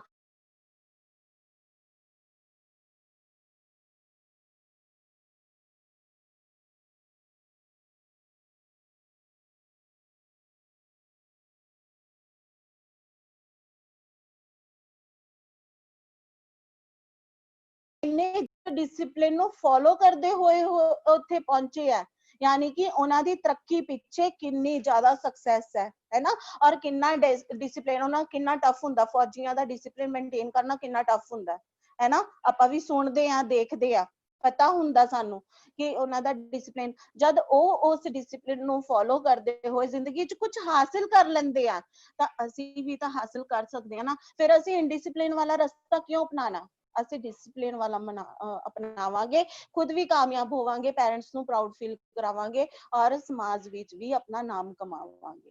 ਉਸ ਤੋਂ ਬਾਅਦ ਹੈਗਾ ਅਨੁਸ਼ਾਸਨਹੀਨਤਾ ਦੇ ਕਾਰਨ। ਹੁਣ ਅਨੁਸ਼ਾਸਨਹੀਨਤਾ ਕਿਹਨਾਂ ਕਾਰਨਾਂ ਕਰਕੇ ਫੈਲਦੀ ਹੈ ਜ਼ਿੰਦਗੀ 'ਚ? ਕਿਉਂ ਆਂਦੀ ਹੈ ਅਨੁਸ਼ਾਸਨਹੀਨਤਾ? ਉਹਦੇ ਨਿੱਜੀ ਕਾਰਨ ਹੋ ਸਕਦੇ ਆ, ਸਮਾਜਿਕ ਕਾਰਨ ਹੋ ਸਕਦੇ ਆ, ਵਿਦਿਅਕ ਕਾਰਨ ਹੋ ਸਕਦੇ ਆ, ਮਨੋਵਿਗਿਆਨਿਕ ਕਾਰਨ ਹੋ ਸਕਦੇ ਆ, ਰਾਜਨੀਤਿਕ ਕਾਰਨ ਹੋ ਸਕਦੇ ਆ। ਇਹ ਜਿਹੜੇ ਸਾਰੇ ਕਾਰਨ ਹੈ, ਇਹ ਸਾਨੂੰ ਇਨਡਿਸਿਪਲਿਨ ਬਣਾਉਣ ਲਈ ਹੈਲਪ ਕਰਦੇ ਆ, ਜਦ ਕਿ ਅਸੀਂ ਇਹਨਾਂ ਵੱਲ ਨੂੰ ਨਹੀਂ ਜਾਣਾ। ਹੁਣ ਕਿਹੜੇ ਕਿਹੜੇ ਕਾਰਨ ਹੁੰਦੇ ਆ? ਨਿੱਜੀ ਕਾਰਨ ਕਿਹੜੇ ਹੁੰਦੇ ਆ? ਇੱਕ ਬੱਚਾ ਇਨਡਿਸਿਪਲਿਨ ਹੈ, ਉਹਦੇ ਪਿੱਛੇ ਨਿੱਜੀ ਕਾਰਨ ਕੀ ਹੈ? ਉਸਦੇ ਘਰ ਦਾ ਵਾਤਾਵਰਣ ਠੀਕ ਨਹੀਂ ਹੈਗਾ, ਠੀਕ ਹੈ, ਉਸਦੇ ਘਰ ਵਿੱਚ ਵਾਤਾਵਰਣ ਠੀਕ ਨਹੀਂ ਹੈ, ਲੜਾਈ ਝਗੜਾ ਹੁੰਦਾ ਹੈ, ਜਿਹਦੇ ਕਰਕੇ ਬੱਚਾ ਕੀ ਹੈ, ਘਰੋਂ ਹੀ ਅਪਸੈਟ ਹੁੰਦਾ ਹੈ। ਔਰ ਉਹ ਕੀ ਕਰਦਾ ਹੈ? ਘਰ ਦੇ ਵਿੱਚ ਇਨਡਿਸਿਪਲਿਨ ਦੇਖਦੇ ਹੋਏ ਆਪਣੀ ਜ਼ਿੰਦਗੀ ਵਿੱਚ ਉਹੀ ਚੀਜ਼ ਨੂੰ ਅਪਲਾਈ ਕਰ ਲੈਂਦਾ, ਠੀਕ ਹੈ। ਇਹ ਉਹਦਾ ਪਰਸਨਲ ਨਿੱਜੀ ਕਾਰਨ ਹੈ ਜਿਹਦੇ ਕਰਕੇ ਉਹ ਡਿਸਪਲਿਨ ਵਿੱਚ ਨਹੀਂ ਹੈਗਾ। ਮਾਨਸਿਕ ਤੌਰ ਤੇ ਪਿਛੜੇ ਹੋਣ ਕਾਰਨ, ਹੁਣ ਕਈ ਪੈਰੈਂਟਸ ਹੁੰਦੇ ਆ ਮਾਨਸਿਕ ਤੌਰ ਤੇ ਪਿਛੜੇ ਹੋਏ ਹੁੰਦੇ ਆ, ਉਹਨਾਂ ਦੀ ਸੋਚ ਐਡਵਾਂਸ ਨਹੀਂ ਹੁੰਦੀ, ਪਛੜੀ ਸੋਚ ਹੁੰਦੀ ਹੈ, पिछले टाइप दी, है ना, भी नहीं भाई तू पढ़ के क्या करना है कुड़िए, तू नहीं पढ़ना हैगा, तू तो बस घर दे भांडे ही मांजने हैं, मैं मांजे तू भी मांजने हैं, है ना, यही गल हुंदी है ना। एक ही हुंदी है, सोच हुंदी है पछड़ेपन वाली, ਜਿਹਦੇ ਤੋਂ ਕੀ ਹੈ ਬੱਚਾ ਡਿਸਪਲਿਨ ਫੋਲੋ ਨਹੀਂ ਕਰਦਾ ਔਰ ਉਹਦੇ ਗੋਲਸ ਨਹੀਂ ਹੁੰਦੇ। ਕਿਉਂ? ਕਿਉਂਕਿ ਘਰ ਤੋਂ ਹੀ ਉਹਦੇ ਗੋਲਸ ਬਣਾਏ ਹੁੰਦੇ ਨੇ, ਭਾਂਡੇ ਮਾਂਜਣੇ, ਸਫਾਈਆਂ ਕਰਨੀਆਂ, ਇਹ ਗੋਲਸ ਉਹਦੇ ਦਿਮਾਗ ਵਿੱਚ ਪਾ ਦਿੱਤੇ ਗਏ ਹੁੰਦੇ ਨੇ, ਅਸੀਂ ਉਹਨੂੰ ਨਹੀਂ ਫੋਲੋ ਕਰਨਾ। ਠੀਕ ਹੈ। ਉੱਤਮ ਬੁੱਧੀ ਵਾਲੇ ਵਿਦਿਆਰਥੀਆਂ ਦੇ ਕਾਰਨ, ਹੁਣ ਕਈ ਵੇਲੇ ਕਿਆ ਨਿੱਜੀ ਕਾਰਨ ਕਿਆ ਹੋ ਜਾਂਦਾ कि कोई बच्चा बहुत ज्यादा इंटेलिजेंट है ना, बहुत ज्यादा इंटेलिजेंट है, और दूसरा बच्चा कहता मैं इन्ना इंटेलिजेंट नहीं हैगा, ਜਿਹਦੇ ਕਰਕੇ ਕੀ ਆ ਆਪਣੇ ਸਟੈਪ ਪਿੱਛੇ ਨੂੰ ਖਿੱਚਣੇ ਸ਼ੁਰੂ ਕਰ ਦਿੰਦਾ, ਇਨਡਿਸਪਲਿਨ ਵੱਲ ਨੂੰ ਜਾਣ ਲੱਗ ਜਾਂਦਾ, ਜਾਂ ਫਿਰ ਬਹੁਤ ਜ਼ਿਆਦਾ ਇੰਟੈਲੀਜੈਂਟ ਹੈਗਾ ਹੈ ਔਰ ਉਹਨੂੰ ਸਹੀ ਟੀਚਰ ਨਹੀਂ ਮਿਲੇ, ਸਹੀ ਸਟੱਡੀ ਪ੍ਰੋਵਾਈਡ ਨਹੀਂ ਹੋ ਰਹੀ, ਤਾਂ ਵੀ ਕੀ ਹੈ ਉਹ ਇਨਡਿਸਪਲਿਨ ਵੱਲ ਨੂੰ ਜਾਣ ਲੱਗ ਜਾਂਦਾ। ਕਿਉਂ? ਕਿਉਂਕਿ ਉਹ ਕ੍ਰੀਏਟਿਵ ਮਾਈਂਡ ਵਾਲਾ ਬੱਚਾ ਹੈ, ਉਹਨੂੰ ਪ੍ਰੋਪਰ ਨਹੀਂ ਮਿਲ ਰਹੀ ਹੈ ਐਜੂਕੇਸ਼ਨ, ਨਹੀਂ ਮਿਲ ਰਹੀ ਹੈ, ਉਹਦੀ ਅੰਦਰਲੀ ਸੈਟੀਸਫੈਕਸ਼ਨ ਨਹੀਂ ਹੋ ਪਾ ਰਹੀ ਹੈ, ਤਾਂ ਕੀ ਆ ਉਹ ਇਨਡਿਸਪਲਿਨ ਦਾ ਕਾਰਨ ਬਣ ਜਾਂਦਾ। ਸਰੀਰਕ ਅਤੇ ਮਾਨਸਿਕ ਸੰਤੁਲਨ ਹੋਣ ਕਾਰਨ, ਠੀਕ ਹੈ। ਹੁਣ ਸਰੀਰਕ ਤੌਰ ਤੇ, ਮਾਨਸਿਕ ਤੌਰ ਤੇ, ਜਿਵੇਂ ਹੁਣ ਇੱਕ ਬੱਚਾ ਹੈ ਸਰੀਰਕ ਤੌਰ ਤੇ ਪਰਫੈਕਟ ਨਹੀਂ ਹੈ, ਉਹਦਾ ਇੱਕ ਹੱਥ ਨਹੀਂ ਹੈ, ਪੈਰ ਨਹੀਂ ਹੈ, ਜਾਂ ਉਹਦੀ ਅੱਖ 'ਚ ਡਿਫੈਕਟ ਹੈ, ਜਾਂ ਕੁਝ ਏਦਾਂ ਦੀ ਕੋਈ ਉਹਦੇ ਅੰਦਰ ਭਾਵਨਾ ਹੈ, ਉਹਨੂੰ ਦਿਖ ਰਹੀ ਹੈ ਔਰ ਲੋਕ ਉਹਦਾ ਮਜ਼ਾਕ ਉਡਾ ਰਹੇ ਆ ਕਿ ਤੇਰਾ ਤਾਂ ਆ ਨਹੀਂ ਹੈਗਾ, ਤੂੰ ਇਹ ਕਿੱਦਾਂ ਕਰ ਲੂਗਾ। ਉਹ ਕੀ ਹੈ, ਉਹਨੂੰ ਪ੍ਰੇਰਿਤ ਨਹੀਂ ਕਰਦੀ, ਉਹਨੂੰ ਕੀ ਕਰਦੀ ਹੈ, ਡੀਮੋਟੀਵੇਟ ਕਰ ਦਿੰਦੀ ਹੈ ਔਰ ਉਹ ਆਪਣੇ ਰਸਤੇ ਤੋਂ ਭਟਕ ਜਾਂਦਾ, ਆਪਣੇ ਵਿੱਚ ਇੱਕ ਗਿਲਟੀ ਫੀਲ ਕਰਦਾ ਹੈ ਕਿ ਮੈਂ ਨਹੀਂ ਕਰ ਸਕਦਾ, ਮੇਰੇ ਤੋਂ ਨਹੀਂ ਹੋਣਾ, ਮੇਰਾ ਤਾਂ ਇਹ ਨਹੀਂ ਹੈਗਾ, ਹੱਥ ਨਹੀਂ ਹੈਗਾ, ਉਹ ਨਹੀਂ ਹੈਗਾ। ਪਰ ਅਸੀਂ ਜੇ ਇਹਨੂੰ ਡਿਸਿਪਲਿਨ ਵਾਲੇ ਪਾਸੇ ਵੱਲ ਨੂੰ ਦੇਖੀਏ ਨਾ, ਹੁਣ ਕਈ ਅਸੀਂ ਏਦਾਂ ਦੇ ਪੇਂਟਰ ਦੇਖਿਆ ਜਿਨ੍ਹਾਂ ਦਾ ਹੱਥ ਨਹੀਂ ਹੁੰਦਾ, ਆਪਣੀ ਬਾਹ ਵਿੱਚ ਬ੍ਰਸ਼ ਫੜ ਕੇ ਪੇਂਟਿੰਗ ਕਰਦੇ ਆ ਔਰ ਇੰਨੀ ਸੋਹਣੀ ਪੇਂਟਿੰਗ ਕਰਦੇ ਆ। ਕੀ ਹੈ ਉਹ? ਉਹਨਾਂ ਦਾ ਗੋਲ ਹੈ, ਲਕਸ਼ ਹੈ, ਡਿਸਿਪਲਿਨ ਹੈ, ਉਹਨਾਂ ਨੇ ਆਪਣੀ ਜ਼ਿੰਦਗੀ ਵਿੱਚ ਫੋਲੋ ਕੀਤਾ, ਨੈਗੇਟਿਵਿਟੀ ਕੱਢ ਦਿੱਤੀ, ਮੈਂ ਨਹੀਂ ਕਰ ਸਕਦਾ, ਇਹ ਉਹਨਾਂ ਨੇ ਥਾਟ ਦਿਮਾਗ ਚੋਂ ਹੀ ਕੱਢ ਦਿੱਤਾ ਔਰ ਇੱਕ ਪੋਜ਼ਿਟਿਵ ਥਾਟ ਪਾਤੀ, ਮੈਂ ਕਰ ਸਕਦਾ ਹਾਂ, ਹੈ ਨਾ, ਇਹ ਥਾਟ ਉਹਨਾਂ ਨੇ ਆਪਣੇ ਵਿੱਚ ਪਾ ਲਈ ਔਰ ਉਹ ਸਕਸੈਸਫੁਲ ਹੋ ਗਏ। ਬਾਗੀ ਉਮਰ ਦਾ ਹੋਣਾ, ਹੁਣ ਉਸ ਤੋਂ ਬਾਅਦ ਕੀ ਹੈ, ਜਦੋਂ ਆਪਣੀ ਅਡਲਟ ਏਜ ਹੁੰਦੀ ਹੈ ਨਾ, ਅਡਲਟ ਏਜ ਵਿੱਚ ਜ਼ਿਆਦਾ ਗਲਤੀਆਂ ਹੁੰਦੀਆਂ ਨੇ। ਬਾਗੀ ਉਮਰ ਜਿਹਨੂੰ ਅਸੀਂ ਬੋਲ ਦਿੰਦੇ ਹਾਂ ਬਾਗੀ ਉਮਰ, ਉਹਦੇ ਵਿੱਚ ਕੀ ਹੁੰਦਾ, ਆਪਾਂ ਨੂੰ ਰਸਤਾ ਨਹੀਂ ਪਤਾ ਲੱਗਦਾ, ਘਰ ਵਿੱਚ ਗਾਈਡੈਂਸ ਨਹੀਂ ਮਿਲਦੀ, ਟੀਚਰ ਵੱਲੋਂ ਗਾਈਡੈਂਸ ਨਹੀਂ ਮਿਲਦੀ ਔਰ ਬੱਚੇ ਕੀ ਹੈ ਗਲਤ ਰਸਤੇ ਵੱਲ ਚਲੇ ਜਾਂਦੇ ਆ ਗਾਈਡੈਂਸ ਨਾ ਹੋਣ ਕਰਕੇ। ਪਰ ਜਿਸ ਬੱਚੇ ਨੂੰ ਗਾਈਡੈਂਸ ਮਿਲ ਰਹੀ ਹੈ ਉਹਨੂੰ ਤਾਂ ਗਲਤ ਰਸਤੇ ਜਾਣ ਦੀ ਲੋੜ ਹੀ ਨਹੀਂ, ਉਹਨੂੰ ਡਿਸਿਪਲਿਨ ਫੋਲੋ ਕਰਨਾ ਚਾਹੀਦਾ। ਅਗਰ ਤੁਹਾਡੇ ਕੋਲ, ਮੈਨੂੰ ਪਤਾ ਕਿ ਤੁਹਾਡੇ ਸਭ ਦੇ ਕੋਲ ਇੱਕ ਬੈਸਟ ਟੀਚਰ ਬੈਠੇ ਹੋਏ ਹੈ ਨਾ, ਮੈਂ ਦੇਖ ਰਹੀ ਹਾਂ ਕਿ ਟੀਚਰਸ ਤੁਹਾਡੇ ਕੋਲ ਪਰਫੈਕਟ ਟੀਚਰਸ ਨੇ ਔਰ ਤੁਸੀਂ ਜੇ ਉਹਨਾਂ ਨੂੰ ਫੋਲੋ ਕਰੋਗੇ ਨਾ, ਅੱਜ ਅਸੀਂ ਇਸ ਮੁਕਾਮ ਤੇ ਬੈਠੇ ਹਾਂ, ਯਾਨੀ ਕਿ ਅਸੀਂ ਆਪਣੇ ਟੀਚਰਸ ਨੂੰ ਫੋਲੋ ਕਰਕੇ ਬੈਠੇ ਹਾਂ ਇੱਥੇ, ਉਹਨਾਂ ਦੀ ਝਿੜਕਾਂ ਅਸੀਂ ਵੀ ਸਹਿਨ ਕੀਤੀਆਂ ਹੋਈਆਂ ਨੇ ਤਾਂ ਅਸੀਂ ਇੱਥੇ ਬੈਠੇ ਹੋਏ ਹਾਂ ਔਰ ਉਸਨੂੰ ਆਪਣੀ ਜ਼ਿੰਦਗੀ 'ਚ ਅਪਲਾਈ ਕੀਤਾ ਹੈ ਕਿ ਸਾਨੂੰ ਇਸ ਗੱਲ ਤੇ ਝਿੜਕ ਪਈ ਹੈ, ਅਸੀਂ ਇਹ ਕੰਮ ਨਹੀਂ ਕਰਨਾ, ਤਾਂ ਅੱਜ ਅਸੀਂ ਇਸ ਮੁਕਾਮ ਤੇ ਬੈਠੇ, ਯਾਨੀ ਕਿ 100% ਰਿਜ਼ਲਟ ਲਿਆ ਜੇ ਡਿਸਿਪਲਿਨ 'ਚ ਰਹੇ। ਉਸ ਤੋਂ ਬਾਅਦ ਨੈਕਸਟ ਆਉਂਦੇ ਸਮਾਜਿਕ ਕਾਰਨ। ਹੁਣ ਸਮਾਜਿਕ ਕੀ ਕਾਰਨ ਹੁੰਦੇ ਆ ਜਿਹਦੇ ਕਰਕੇ ਅਸੀਂ ਇਨਡਿਸਿਪਲਿਨ ਵੱਲ ਨੂੰ ਜਾਂਦੇ ਹਾਂ? ਵਿਦਿਆਰਥੀ ਵਿੱਚ ਬੁਰੀਆਂ ਆਦਤਾਂ ਦਾ ਪੈਦਾ ਹੋਣਾ। ਅਗਰ ਕੀ ਹੈ ਬੱਚਾ ਬੁਰੀ ਆਦਤ ਵਿੱਚ ਪੈ ਜਾਂਦਾ ਸਮਾਜਿਕ ਕਾਰਨ ਕਰਕੇ, ਲੋਕਾਂ ਦੀ ਕੰਪਨੀ, ਠੀਕ ਹੈ, ਆਪਣਾ ਜੋ ਫਰੈਂਡ ਸਰਕਲ ਹੈ ਸਮਾਜਿਕ ਹੈ ਨਾ, ਜੋ ਕੰਪਨੀ ਹੈ ਫਰੈਂਡ ਸਰਕਲ ਦੀ ਕੰਪਨੀ ਹੈ, ਅਗਰ ਅਸੀਂ ਉਹ ਗਲਤ ਸੰਗਤ ਲੈ ਲੈਂਦੇ ਹਾਂ ਤਾਂ ਕੀ ਹੋਏਗਾ, ਅਸੀਂ ਇਨਡਿਸਿਪਲਿਨ 'ਚ ਚਲੇ ਜਾਵਾਂਗੇ, ਹੈ ਨਾ, ਉਹਨੂੰ ਫੋਲੋ ਕਰਨ ਲੱਗ ਜਾਵਾਂਗੇ, ਅਸੀਂ ਡਿਸਿਪਲਿਨ ਤੋਂ ਭਟਕ ਜਾਵਾਂਗੇ, ਇਸ ਰਸਤੇ ਅਨੁਸ਼ਾਸਨ ਵਾਲੇ ਰਸਤੇ ਤੋਂ ਭਟਕ ਜਾਵਾਂਗੇ, ਅਸੀਂ ਕੀ ਕਰਨ ਲੱਗ ਜਾਵਾਂਗੇ, ਸਮੋਕਿੰਗ ਕਰਨ ਲੱਗ ਜਾਵਾਂਗੇ, ਸ਼ਰਾਬ ਪੀਣ ਲੱਗ ਜਾਵਾਂਗੇ। ਕਿਉਂ? ਕਿਉਂਕਿ ਸਾਡੀ ਸੰਗਤ ਆ, ਹੈ ਨਾ, ਅਸੀਂ ਸਮਾਂ ਕਿ ਉਹਨੂੰ ਵੀ ਆਪਣੇ ਰਸਤੇ ਤੇ ਲੈ ਕੇ ਆਣਾ, ਆਪ ਉਹਦੇ ਰਸਤੇ ਤੇ ਨਹੀਂ ਜਾਣਾ। ਇਹ ਸਾਡੀ ਆਪਣੀ ਵਿਲ ਪਾਵਰ ਆ, ਵਿਲ ਪਾਵਰ ਇੰਨੀ ਕੁ ਸਟਰੋਂਗ ਕਰਨੀ ਹੈ ਕਿ ਕੋਈ ਵੀ ਬੁਰੀ ਆਦਤ ਸਾਨੂੰ ਜਲਦੀ ਜਕੜ ਨਾ ਸਕੇ। ਉਸ ਤੋਂ ਬਾਅਦ ਹੈ ਮਾਤਾ ਪਿਤਾ ਵੱਲੋਂ ਸਹਿਯੋਗ ਨਾ ਹੋਣਾ। ਹੁਣ ਪੈਰੈਂਟਸ ਘਰ ਵਿੱਚ ਸਹਿਯੋਗ ਨਹੀਂ ਕਰ ਰਹੇ, ਬਿਜ਼ੀ ਹੈ, ਲਾਈਫ ਬਿਜ਼ੀ ਹੈ ਉਹਨਾਂ ਦੀ, पेरेंट्स फादर अपनी जगह बिजी है, मदर अपनी जगह बिजी है, बच्चे ਵੱਲ ਧਿਆਨ ਨਹੀਂ ਹੈਗਾ, ਬੱਚਾ ਆ ਰਿਹਾ ਉਹਨਾਂ ਨਾਲ ਕੋਈ ਗੱਲ ਸ਼ੇਅਰ ਕਰਨ ਜਾ ਰਿਹਾ ਔਰ ਉਹ ਨਹੀਂ ਸੁਣ ਰਹੇ, क्योंकि वक्त नहीं है उन्होंने को, या काम च बिजी है या ध्यान किते हो रहा, वो नहीं सुन पा रहे और उन्होंने नहीं रास्ता दस पा रहे, तावी की है बच्चा जो है इनडिसिप्लिन दा साइड हो जाता है और डिसिप्लिन तो भटक जाता है। गरीबी, जे घर विच बहुत ज्यादा गरीबी है, हुण घर विच गरीबी है, पेरेंट्स काम कर रहे हैं, फादर जा रहे दिहाड़ियां ते, मदर जा रहे काम करन, भी दोनों बिजी हो गए है ना, गरीबी कारण होगी। एक तो उन्हां दियां जरूरतां पूरियां नहीं हो रही, बच्चे दियां जरूरतां पूरियां नहीं होणियां, बच्चा कह रहा है मैनू ये चाहिदा वो चाहिदा, पेरेंट्स बेचारे दोनों जने कमा रहे हैं, उन्हां दा घर दा खर्चा मुश्किल नाल चल रहा है, बच्चा कह रहा है नहीं फलाने कोल तां ये सीगा मैनू भी यही चाहिदा है, की करदा है वो, पेरेंट्स की करदे आ, बिल्कुल भी हिम्मत नहीं हैगी उन्हां दे विच कि ਉਹ ਤੁਹਾਡੀ ਉਹ जिद ਨੂੰ पूरा कर सकन, है ना। ਤਾਂ ਉਹਦੇ ਨਾਲ ਕੀ ਹੈ, ਬੱਚਾ ਜੋ ਹੈ ਫਰਸਟ੍ਰੇਸ਼ਨ ਦੇ ਵਿੱਚ ਗਲਤ ਰਸਤੇ ਚਲੇ ਜਾਂਦਾ। ਤਾਂ ਇਹ ਨਹੀਂ ਕਰਨਾ ਸੀ, ਕਦੇ ਵੀ ਨਹੀਂ ਕਰਨਾ, ਠੀਕ ਹੈ, ਕਦੇ ਨਹੀਂ ਕਰਨਾ ਕਿ ਅਗਰ ਸਾਡੇ ਪੈਰੈਂਟਸ ਸਾਡੇ ਦੇਣ ਲਈ ਸਮਰੱਥ ਨਹੀਂ ਹੈਗੇ, ਫੋਰਸਫੁਲੀ ਨਹੀਂ ਕਹਿਣਾ, ਉਲਟਾ ਉਹਨਾਂ ਨੂੰ ਇੱਕ ਚੰਗਾ ਆਪਣੀ ਜ਼ਿੰਦਗੀ ਚ ਕੀ ਲੈ ਕੇ ਆਣਾ, ਡਿਸਿਪਲਿਨ, ਜਿਹਦਾ ਰਿਜ਼ਲਟ 100% ਤੁਹਾਨੂੰ ਮਿਲੂਗਾ। ਮੈਂ ਤੁਹਾਨੂੰ ਦੱਸਿਆ ਕਿ ਰਿਜ਼ਲਟ ਉਹਦਾ 100% ਆਏਗਾ, ਔਰ ਜਦੋਂ ਉਹਦਾ 100% ਰਿਜ਼ਲਟ ਆਏਗਾ ਤਾਂ ਤੁਹਾਡੇ ਪੈਰੈਂਟਸ ਨੂੰ ਜੋ ਗਰੀਬੀ ਹੈਗੀ ਹੈ ਘਰ ਦੇ ਵਿੱਚ ਉਹਨੂੰ ਦੂਰ ਕਰਨ ਚ ਤੁਸੀਂ ਵੀ ਹੈਲਪ ਕਰੋਗੇ। ਉਸ ਤੋਂ ਬਾਅਦ ਹੈ ਸਮਾਜ ਦੁਆਰਾ ਪੈਦਾ ਕੀਤੀਆਂ ਗਈਆਂ ਬੁਰਾਈਆਂ। ਹੁਣ ਸਮਾਜਿਕ ਕਾਰਨ ਹੈ, ਇਹ ਸਮਾਜਿਕ ਕਾਰਨ ਹੈ ਕਿ ਸਮਾਜ ਵਿੱਚ ਬੁਰੀ ਚੀਜ਼, ਬੁਰੀ ਲੱਤ ਲੱਗ ਚੁੱਕੀ ਹੋਈ ਹੈ, ਬੱਚਾ ਉਧਰ ਨੂੰ ਜਾਈ ਜਾ ਰਿਹਾ ਹੈ ਨਾ, ਸਟੂਡੈਂਟ ਉਧਰ ਨੂੰ ਜਾ ਰਿਹਾ ਹੈ, बुरी आदत है, ਉਹਨੂੰ नहीं पता क्योंकि गाइडेंस नहीं ਦਿੱਤੀ ਕਿਸੇ ਨੇ, ਨਾ ਟੀਚਰ ਨੇ ਦਿੱਤੀ, ਨਾ ਪੈਰੈਂਟਸ ਨੇ ਦਿੱਤੀ, ਕਿਸੇ ਕੋਲ ਟਾਈਮ ਹੈ ਨਹੀਂ ਉਹਦੀ ਗੱਲ ਸੁਣਨ ਦਾ, ਫਰੈਂਡ ਸਰਕਲ ਉਹਦਾ ਖਰਾਬ ਜੁੜ ਗਿਆ ਉਹਦੇ ਨਾਲ, ਤਾਂ ਕੀ ਹੋ ਗਿਆ, ਸਮਾਜਿਕ ਕਾਰਨ ਕਰਕੇ ਉਹ ਗਲਤ ਰਸਤੇ ਵੱਲ ਨੂੰ ਚਲੇ ਗਿਆ, ਠੀਕ ਹੈ। ਬਟ ਇਹ ਕੀ ਹੈ, ਤੁਹਾਨੂੰ ਮੈਂ ਪਹਿਲਾਂ ਵੀ ਕਿਹਾ, ਵਿਲ ਪਾਵਰ, अपनी अंदरली शक्ति इन्नी को मजबूत रखो कि गलत रस्ते जान लगे तुहानू झिझक होवे कि नहीं मैं तो नहीं जाना, कोई जांदा जाए ਉਹਨੂੰ ਤੁਸੀਂ रोकना है, बट आप कदे नहीं जाना। उस तो बाद आंदे आ विद्यक कारण। ਹੁਣ विद्यक कारण क्या हो सकते हैं, ਸਿੱਖਿਆ ਦੇ ਉਦੇਸ਼ਾਂ ਦਾ ਸੰਕੀर्ण ਹੋਣਾ। ਹੁਣ ਉਦੇਸ਼ ਪੂਰੇ ਨਹੀਂ ਹੋ ਰਹੇ ਸਿੱਖਿਆ ਦੇ, ਹੈ ਨਾ, ਲਿਮਿਟਿਡ ਸਕੋਪਸ ਰਹਿ ਗਏ ਨੇ, ਪੂਰੇ ਨਹੀਂ ਹੋ ਰਹੇ। ਬੱਚਾ ਕੁਝ ਚਾਹੁੰਦਾ ਹੈ ਬਟ ਉਹਨੂੰ ਮਿਲ ਨਹੀਂ ਰਿਹਾ, ਸਕੋਪ ਹੀ ਨਹੀਂ ਮਿਲ ਰਿਹਾ, ਮੈਂ ਇਹ ਕਰਨਾ ਚਾਹੁੰਦਾ ਮੈਨੂੰ ਸਕੋਪ ਨਹੀਂ ਹੈਗਾ, ਉਹਨੂੰ ਕੀ ਹੈ, ਆਪਣੇ ਸਕੋਪ ਲੱਭਣੇ ਪੈਣਗੇ, ਠੀਕ ਹੈ।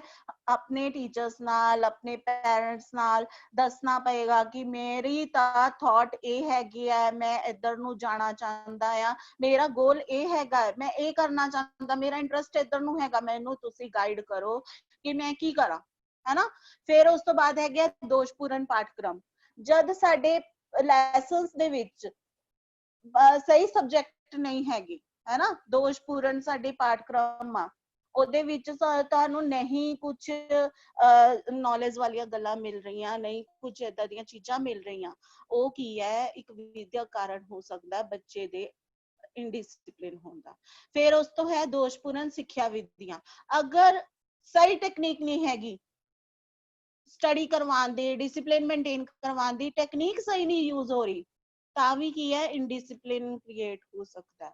ਯਾਨੀ ਕਿ ਸਾਨੂੰ ਸਹੀ ਟੈਕਨੀਕ ਪਤਾ ਹੋਣੀ ਚਾਹੀਦੀ ਹੈ। ਟੈਕਨੀਕ ਮਤਲਬ ਅਗਰ ਇੱਕ ਬੱਚਾ, ਸਾਨੂੰ ਪਤਾ ਹੈ ਕਿ ਉਹਨੂੰ ਮਾੜਾ ਜਿਹਾ ਅਸੀਂ ਕਵਾਂਗੇ ਉਨੀ ਗੱਲ ਤੇ ਹੀ ਉਹ ਸਹੀ ਫੋਲੋ ਕਰ ਲੇਗਾ ਸਾਨੂੰ, ਤਾਂ ਸਾਨੂੰ ਉਹ ਟੈਕਨੀਕ ਵਰਤਣੀ ਚਾਹੀਦੀ ਹੈ। ਟੈਕਨੀਕ ਪਤਾ ਹੋਣੀ ਚਾਹੀਦੀ ਹੈ। ਅਗਰ ਬੱਚਾ ਵਿਗੜਿਆ ਹੋਇਆ ਹੈ, ਇਹ ਸਾਡੀਆਂ ਗੱਲਾਂ ਨਾਲ ਨਹੀਂ ਸੁਧਰੇਗਾ, ਸਾਨੂੰ ਟੈਕਨੀਕ ਪਤਾ ਹੋਣੀ ਚਾਹੀਦੀ ਹੈ ਕਿ ਅਸੀਂ ਕਿਸ ਟੈਕਨੀਕ ਦੇ ਨਾਲ ਇਹਨੂੰ ਸਹੀ ਰਸਤੇ ਲੈ ਕੇ ਆਣਾ। ਜਦੋਂ ਟੈਕਨੀਕ ਸਾਨੂੰ ਪਤਾ ਲੱਗ ਗਈ ਨਾ, ਤਾਂ ਫਿਰ ਉਹ ਬੱਚਾ ਕਦੇ ਵੀ ਇਨਡਿਸਪਲਿਨ ਨਹੀਂ ਹੋਏਗਾ। ਫਿਰ ਉਸ ਤੋਂ ਬਾਅਦ ਹੈ ਦੋਸ਼ਪੂਰਨ ਸਮਾਂ ਸਾਰਣੀ। ਜਦੋਂ ਟਾਈਮ ਟੇਬਲ ਸਹੀ ਨਹੀਂ ਹੁੰਦੇ, ਇੱਕ ਤੋਂ ਬਾਅਦ ਇੱਕ ਟਫ ਲੈਕਚਰਸ ਆਈ ਜਾ ਰਿਹਾ ਹੈ ਨਾ, ਬੱਚਾ ਕੀ ਹੈ, ਪਹਿਲੇ ਲੈਕਚਰ ਦੇ ਸਬਜੈਕਟ ਨੂੰ ਦਿਮਾਗ 'ਚ ਬਿਠਾਇਆ ਹੁੰਦਾ, ਉਸ ਤੋਂ ਬਾਅਦ ਫਿਰ ਇੱਕ ਟਫ ਲੈਕਚਰ ਆ ਜਾਂਦਾ, ਪਿਛਲਾ ਉਹਨੇ ਪਾਇਆ ਹੁੰਦਾ, ਅਗਲਾ ਵੀ ਆ ਜਾਂਦਾ, ਯਾਨੀ ਕਿ ਦੋਨੋਂ ਕੀ ਹੈ, ਦਿਮਾਗ ਦੇ ਉੱਪਰ ਬਰਡਨ ਪਾ ਦਿੰਦੇ ਨੇ, ਹੈ ਨਾ, ਦੋਨੋਂ ਸਬਜੈਕਟਸ ਹੀ ਦਿਮਾਗ ਉੱਪਰ ਬਰਡਨ ਪਾ ਦਿੰਦੇ ਨੇ। ਉਹਦੇ ਨਾਲ ਕੀ ਹੈ, ਬੱਚਾ ਇਨਡਿਸਪਲਿਨ ਹੋ ਜਾਂਦਾ, ਕਿਉਂਕਿ ਇੱਕੋ ਦਮ ਦਿਮਾਗ ਦੇ ਉੱਪਰ ਮੈਂਟਲ ਪ੍ਰੈਸ਼ਰ ਪੈ ਜਾਂਦਾ। ਔਰ ਇਹ ਜਿਹੜਾ ਕਾਰਨ ਹੁੰਦਾ, ਬਹੁਤ ਵੱਡਾ ਕਾਰਨ ਹੁੰਦਾ ਜਦੋਂ ਆਪਾਂ ਇਨਡਿਸਪਲਿਨ ਹੋ ਜਾਂਦੇ ਆ। ਚੰਗੇ ਅਧਿਆਪਕਾਂ ਦੀ ਘਾਟ। ਜਦੋਂ ਇੱਕ ਟੀਚਰ, ਹੈ ਨਾ, ਚੰਗੀ ਵਿਧੀ ਨਾਲ ਤੁਹਾਨੂੰ ਨਹੀਂ ਪੜ੍ਹਾ ਸਕਦਾ, ਹੈ ਨਾ। ਉਹ ਚੰਗਾ ਉਹਨੂੰ ਤਰੀਕਾ ਨਹੀਂ ਆਉਂਦਾ ਕਿ ਕਿਸ ਤਰੀਕੇ ਦੇ ਨਾਲ ਮੈਂ ਇਸ ਬੱਚੇ ਨੂੰ ਸਮਝਾਵਾਂ, ਤਾਂ ਉਹ ਕੀ ਹੈ, ਇੱਕ ਵਿਦਿਅਕ ਕਾਰਨ ਬਣਦਾ ਬੱਚੇ ਦੇ ਇਨਡਿਸਿਪਲਿਨ ਹੋਣ ਦਾ। ਕਿਉਂ? ਕਿਉਂਕਿ ਬੱਚੇ ਨੂੰ ਸਮਝ ਹੀ ਨਹੀਂ ਆ ਰਹੀ, टीचर समझा रहा पर बच्चे ਨੂੰ समझ नहीं आ रही हैगी, और टीचर दूसरी विधि कोई अपना ही नहीं रहा, वो एक ही विधि के ऊपर चल रहा है ना। टेक्निक यानी कि एक टीचर ਨੂੰ टेक्निक पता होनी चाहिए कि ये इस तरीके नाल नहीं ना समझा तो मैं दूसरी टेक्निक अपनांदा कि दूसरी नाल समझेगा, जे दूसरी नहीं समझा मैं तीसरी टेक्निक अपनानी चाहिए है। यानी कि एक सही शिक्षक का होना भी जरूरी है। दोषपूर्ण सिक्ख्या प्रणाली, ਪ੍ਰੀਖਿਆ ਪ੍ਰਣਾਲੀ, ठीक है। ਹੁਣ ਦੋਸ਼ਪੂਰਨ ਪ੍ਰੀਖਿਆ ਪ੍ਰਣਾਲੀ ਕੀ ਹੈ? ਜਦੋਂ ਪੇਪਰ ਹੁੰਦੇ ਨੇ ਆਊਟ ਆਫ ਸਿਲੇਬਸ ਦੀਆਂ ਚੀਜ਼ਾਂ ਪਾ ਦਿੰਦੇ ਨੇ, ਹੈਨਾ, ਉਹ ਨਹੀਂ ਹੁੰਦਾ। ਉਹਦੇ ਨਾਲ ਕੀ ਹੁੰਦਾ ਹੈ, ਬੱਚੇ ਦੇ ਮਾਰਕਸ परसेंटेज घट रह जाती है, क्या क्लास विच प्रॉपर ओदी टीचर वालों अगवाई नहीं होई हुंदी, है ना। ओनू सही तरीके दे टॉपिक्स ओदे जिवें हुण तुहाडे लई एक एक टॉपिक क्लीयरली आ रहा, हर कोई टीचर तुहाडे लई एक एक टॉपिक क्लीयरली लेके आ रहा, A to लेके Z तक, है ना, यानी कि तुहाडे क्लीयर हो रहा। पर जे विचों दियों कोई अखर मिस हो जाणगे, बच्चे नहीं पढ़ पाएगा, नंबर घट रह जाणगे, कि तां की है ਉਹ ਇਨਡਿਸਪਲਿਨ ਦਾ ਕਾਰਨ ਬਣੇਗਾ। ਸਹਾਇਕ ਕਿਰਿਆਵਾਂ ਦੀ ਘਾਟ ਹੋਣਾ, ਹੁਣ ਜਿਹੜੀਆਂ ਕਿਰਿਆਵਾਂ ਸਹਾਇਤਾ ਕਰਦੀਆਂ ਨੇ ਸਾਨੂੰ ਅੱਗੇ ਡਿਸਪਲਿਨ ਮੇਨਟੇਨ ਕਰਦੇ ਹੋਏ ਅੱਗੇ ਵਧਣ ਲਈ, ਅਗਰ ਉਹ ਘੱਟ ਨੇ, है ना, पूरियां नहीं मिल पा रही साडे तक, तो किया हो की कारण विद्यक कारण बनेगा कि बच्चा इनडिसिप्लिन है। ਹੁਣ ਉਸ ਤੋਂ ਬਾਅਦ ਨੈਕਸਟ ਆਂਦਾ ਵਿਦਿਅਕ ਕਾਰਨ ਦੇ ਹੋਰ ਜਿਹੜੇ ਪੁਆਇੰਟਸ ਹੈ। ਸਕੂਲ ਦਾ ਵਾਤਾਵਰਣ ਠੀਕ ਨਾ ਹੋਣਾ, ਹੁਣ ਸਕੂਲ ਦਾ ਐਟਮੋਸਫੇਅਰ ਹੀ ਠੀਕ ਨਹੀਂ ਹੈਗਾ, ਹੈ ਨਾ। ਉੱਥੇ ਕੀ ਹੈ, ਉੱਥੇ ਕੋਈ ਸਿਸਟਮ ਹੀ ਨਹੀਂ ਬਣਿਆ ਹੋਇਆ, कोई रूल्स रेगुलेशन ही है नहीं। आ रहा प्राइवेट तौर ते स्कूल या छोटे मोटे स्कूल बने हुए आप बच्चे नूं उत्थे पा दिंदे, उत्थे कोई रूल रेगुलेशन ही नहीं है कि बच्चा आ रहा, बच्चा जा रहा, पढ़ रहा ठीक है, नहीं पढ़ रहा ठीक है। ਇਹ ਕਾਰਨ ਹੋ ਸਕਦਾ ਬੱਚੇ ਦੇ ਇਨਡਿਸਪਲਿਨ ਹੋਣ ਦਾ। ਫਿਰ ਉਸ ਤੋਂ ਬਾਅਦ ਹੈ ਨੈਤਿਕ ਸਿੱਖਿਆ ਪ੍ਰਣਾਲੀ ਦਾ ਨੈਤਿਕ ਪੱਧਰ ਗਿਰਨਾ। ਹੁਣ ਸਿੱਖਿਆ ਪ੍ਰਣਾਲੀ, ਜੋ ਸਾਡੀ ਸਿੱਖਿਆ ਪ੍ਰਣਾਲੀ ਹੈ, ਅਗਰ ਉਹਦਾ ਲੈਵਲ ਡਾਊਨ ਹੈ, ਠੀਕ ਹੈ, ਲੈਵਲ ਹਾਈ ਨਹੀਂ ਹੈਗਾ। ਹੁਣ ਜਿਹੜੇ ਹਾਈ ਲੈਵਲ ਦੇ, ਕਿਉਂ ਪੈਰੈਂਟਸ ਬੱਚਿਆਂ ਨੂੰ ਹਾਈ ਲੈਵਲ ਸਕੂਲ ਦੇ ਵਿੱਚ ਐਡਮਿਸ਼ਨਸ ਕਰਵਾਉਂਦੇ ਨੇ, ਕਿਉਂਕਿ ਉਹਨਾਂ ਨੂੰ ਪਤਾ ਹੁੰਦਾ ਹੈ ਕਿ ਇੱਥੇ ਸਾਡੇ ਬੱਚੇ ਦੀ ਜ਼ਿੰਦਗੀ ਜੋ ਹੈ ਸਵਰ ਜਾਏਗੀ। ਇੱਥੇ ਪਾਵਾਂਗੇ ਨਾ ਅਸੀਂ ਬੱਚੇ ਨੂੰ ਤਾਂ ਬੱਚੇ ਤੂੰ ਕਾਮਯਾਬ ਹੋ ਜਾਏਗਾ। ਪੈਰੈਂਟਸ ਦੀ ਇੱਕ ਉਹਦੀ ਜਿਹੜਾ ਲੈਵਲ ਹੈ, ਲੈਵਲ ਦੇ ਉੱਪਰ ਸੋਚ ਡਿਪੈਂਡ ਕਰ ਜਾਂਦੀ ਹੈ ਕਿ ਨਹੀਂ ਲੈਵਲ ਹਾਈ ਹੈ, ਡੇਲੀ ਹਰ ਸਾਲ ਇੰਨੇ % ਰਿਜ਼ਲਟ ਆਉਂਦਾ ਹੈ, ਤਾਂ ਕੀ ਹੈ ਸਾਨੂੰ ਬੱਚੇ ਨੂੰ ਇੱਥੇ ਪਾਣਾ ਚਾਹੀਦਾ, ਹੈ ਨਾ। ਔਰ ਕੀ ਹੈ, ਇਹ ਵਿਦਿਅਕ ਕਾਰਨ ਹੈ। ਅਗਰ ਉਹਦਾ ਲੈਵਲ ਲੋ ਹੋਊਗਾ, ਉੱਥੇ ਨਹੀਂ ਕੇਅਰ ਹੋਏਗੀ, ਨਹੀਂ ਆਪਾਂ ਜਾਣਦੇ ਹੋਏ ਕਿ ਉੱਥੇ ਇਨਡਿਸਿਪਲਿਨ ਹੈ, ਅਸੀਂ ਬੱਚਾ ਫਿਰ ਉੱਥੇ ਪਾ ਦਿੰਦੇ ਆ, ਤਾਂ ਕੀ ਆ ਉਹ ਬੱਚੇ ਨੂੰ ਖਰਾਬ ਕਰਨ ਵਿੱਚ ਇੱਕ ਵਿਦਿਅਕ ਕਾਰਨ ਬਣ ਸਕਦਾ ਹੈ ਕਿ ਬੱਚਾ ਇਨਡਿਸਿਪਲਿਨ ਹੋਏਗਾ। ਅਧਿਆਪਕਾਂ ਦੀ ਚੋਣ ਠੀਕ ਨਾ ਹੋਣਾ, ਹੁਣ ਅਧਿਆਪਕ ਦੀ ਚੋਣ ਨਹੀਂ ਠੀਕ ਹੋ ਰਹੀ। ਹੁਣ ਸਕੂਲ ਹੈ, ਛੋਟੇ ਛੋਟੇ ਸਕੂਲ ਬਣੇ ਹੋਏ ਆ ਪਿੰਡਾਂ ਦੇ ਵਿੱਚ, ਹੈ ਨਾ, ਛੋਟੇ ਛੋਟੇ ਘਰਾਂ ਵਿੱਚ ਸਕੂਲ ਖੋਲ ਦਿੱਤੇ। ਉੱਥੇ ਕੀ ਕੀਤਾ, 10ਵੀਂ 12ਵੀਂ ਪਾਸ ਔਰ 10th ਪਾਸ ਜਿਹੜੇ ਟੀਚਰ ਲਗਾ ਦਿੱਤੇ ਔਰ ਜਿਨ੍ਹਾਂ ਦੇ ਖੁਦ ਦੇ ਪਰਸੈਂਟੇਜ 40% 30% ਹੈ ਨਾ, 60% ਐਵੇਂ ਪਰਸੈਂਟੇਜ ਆ, ਔਰ ਉਹ ਬੱਚਿਆਂ ਨੂੰ ਪੜ੍ਹਾ ਰਿਹਾ, ਠੀਕ ਹੈ।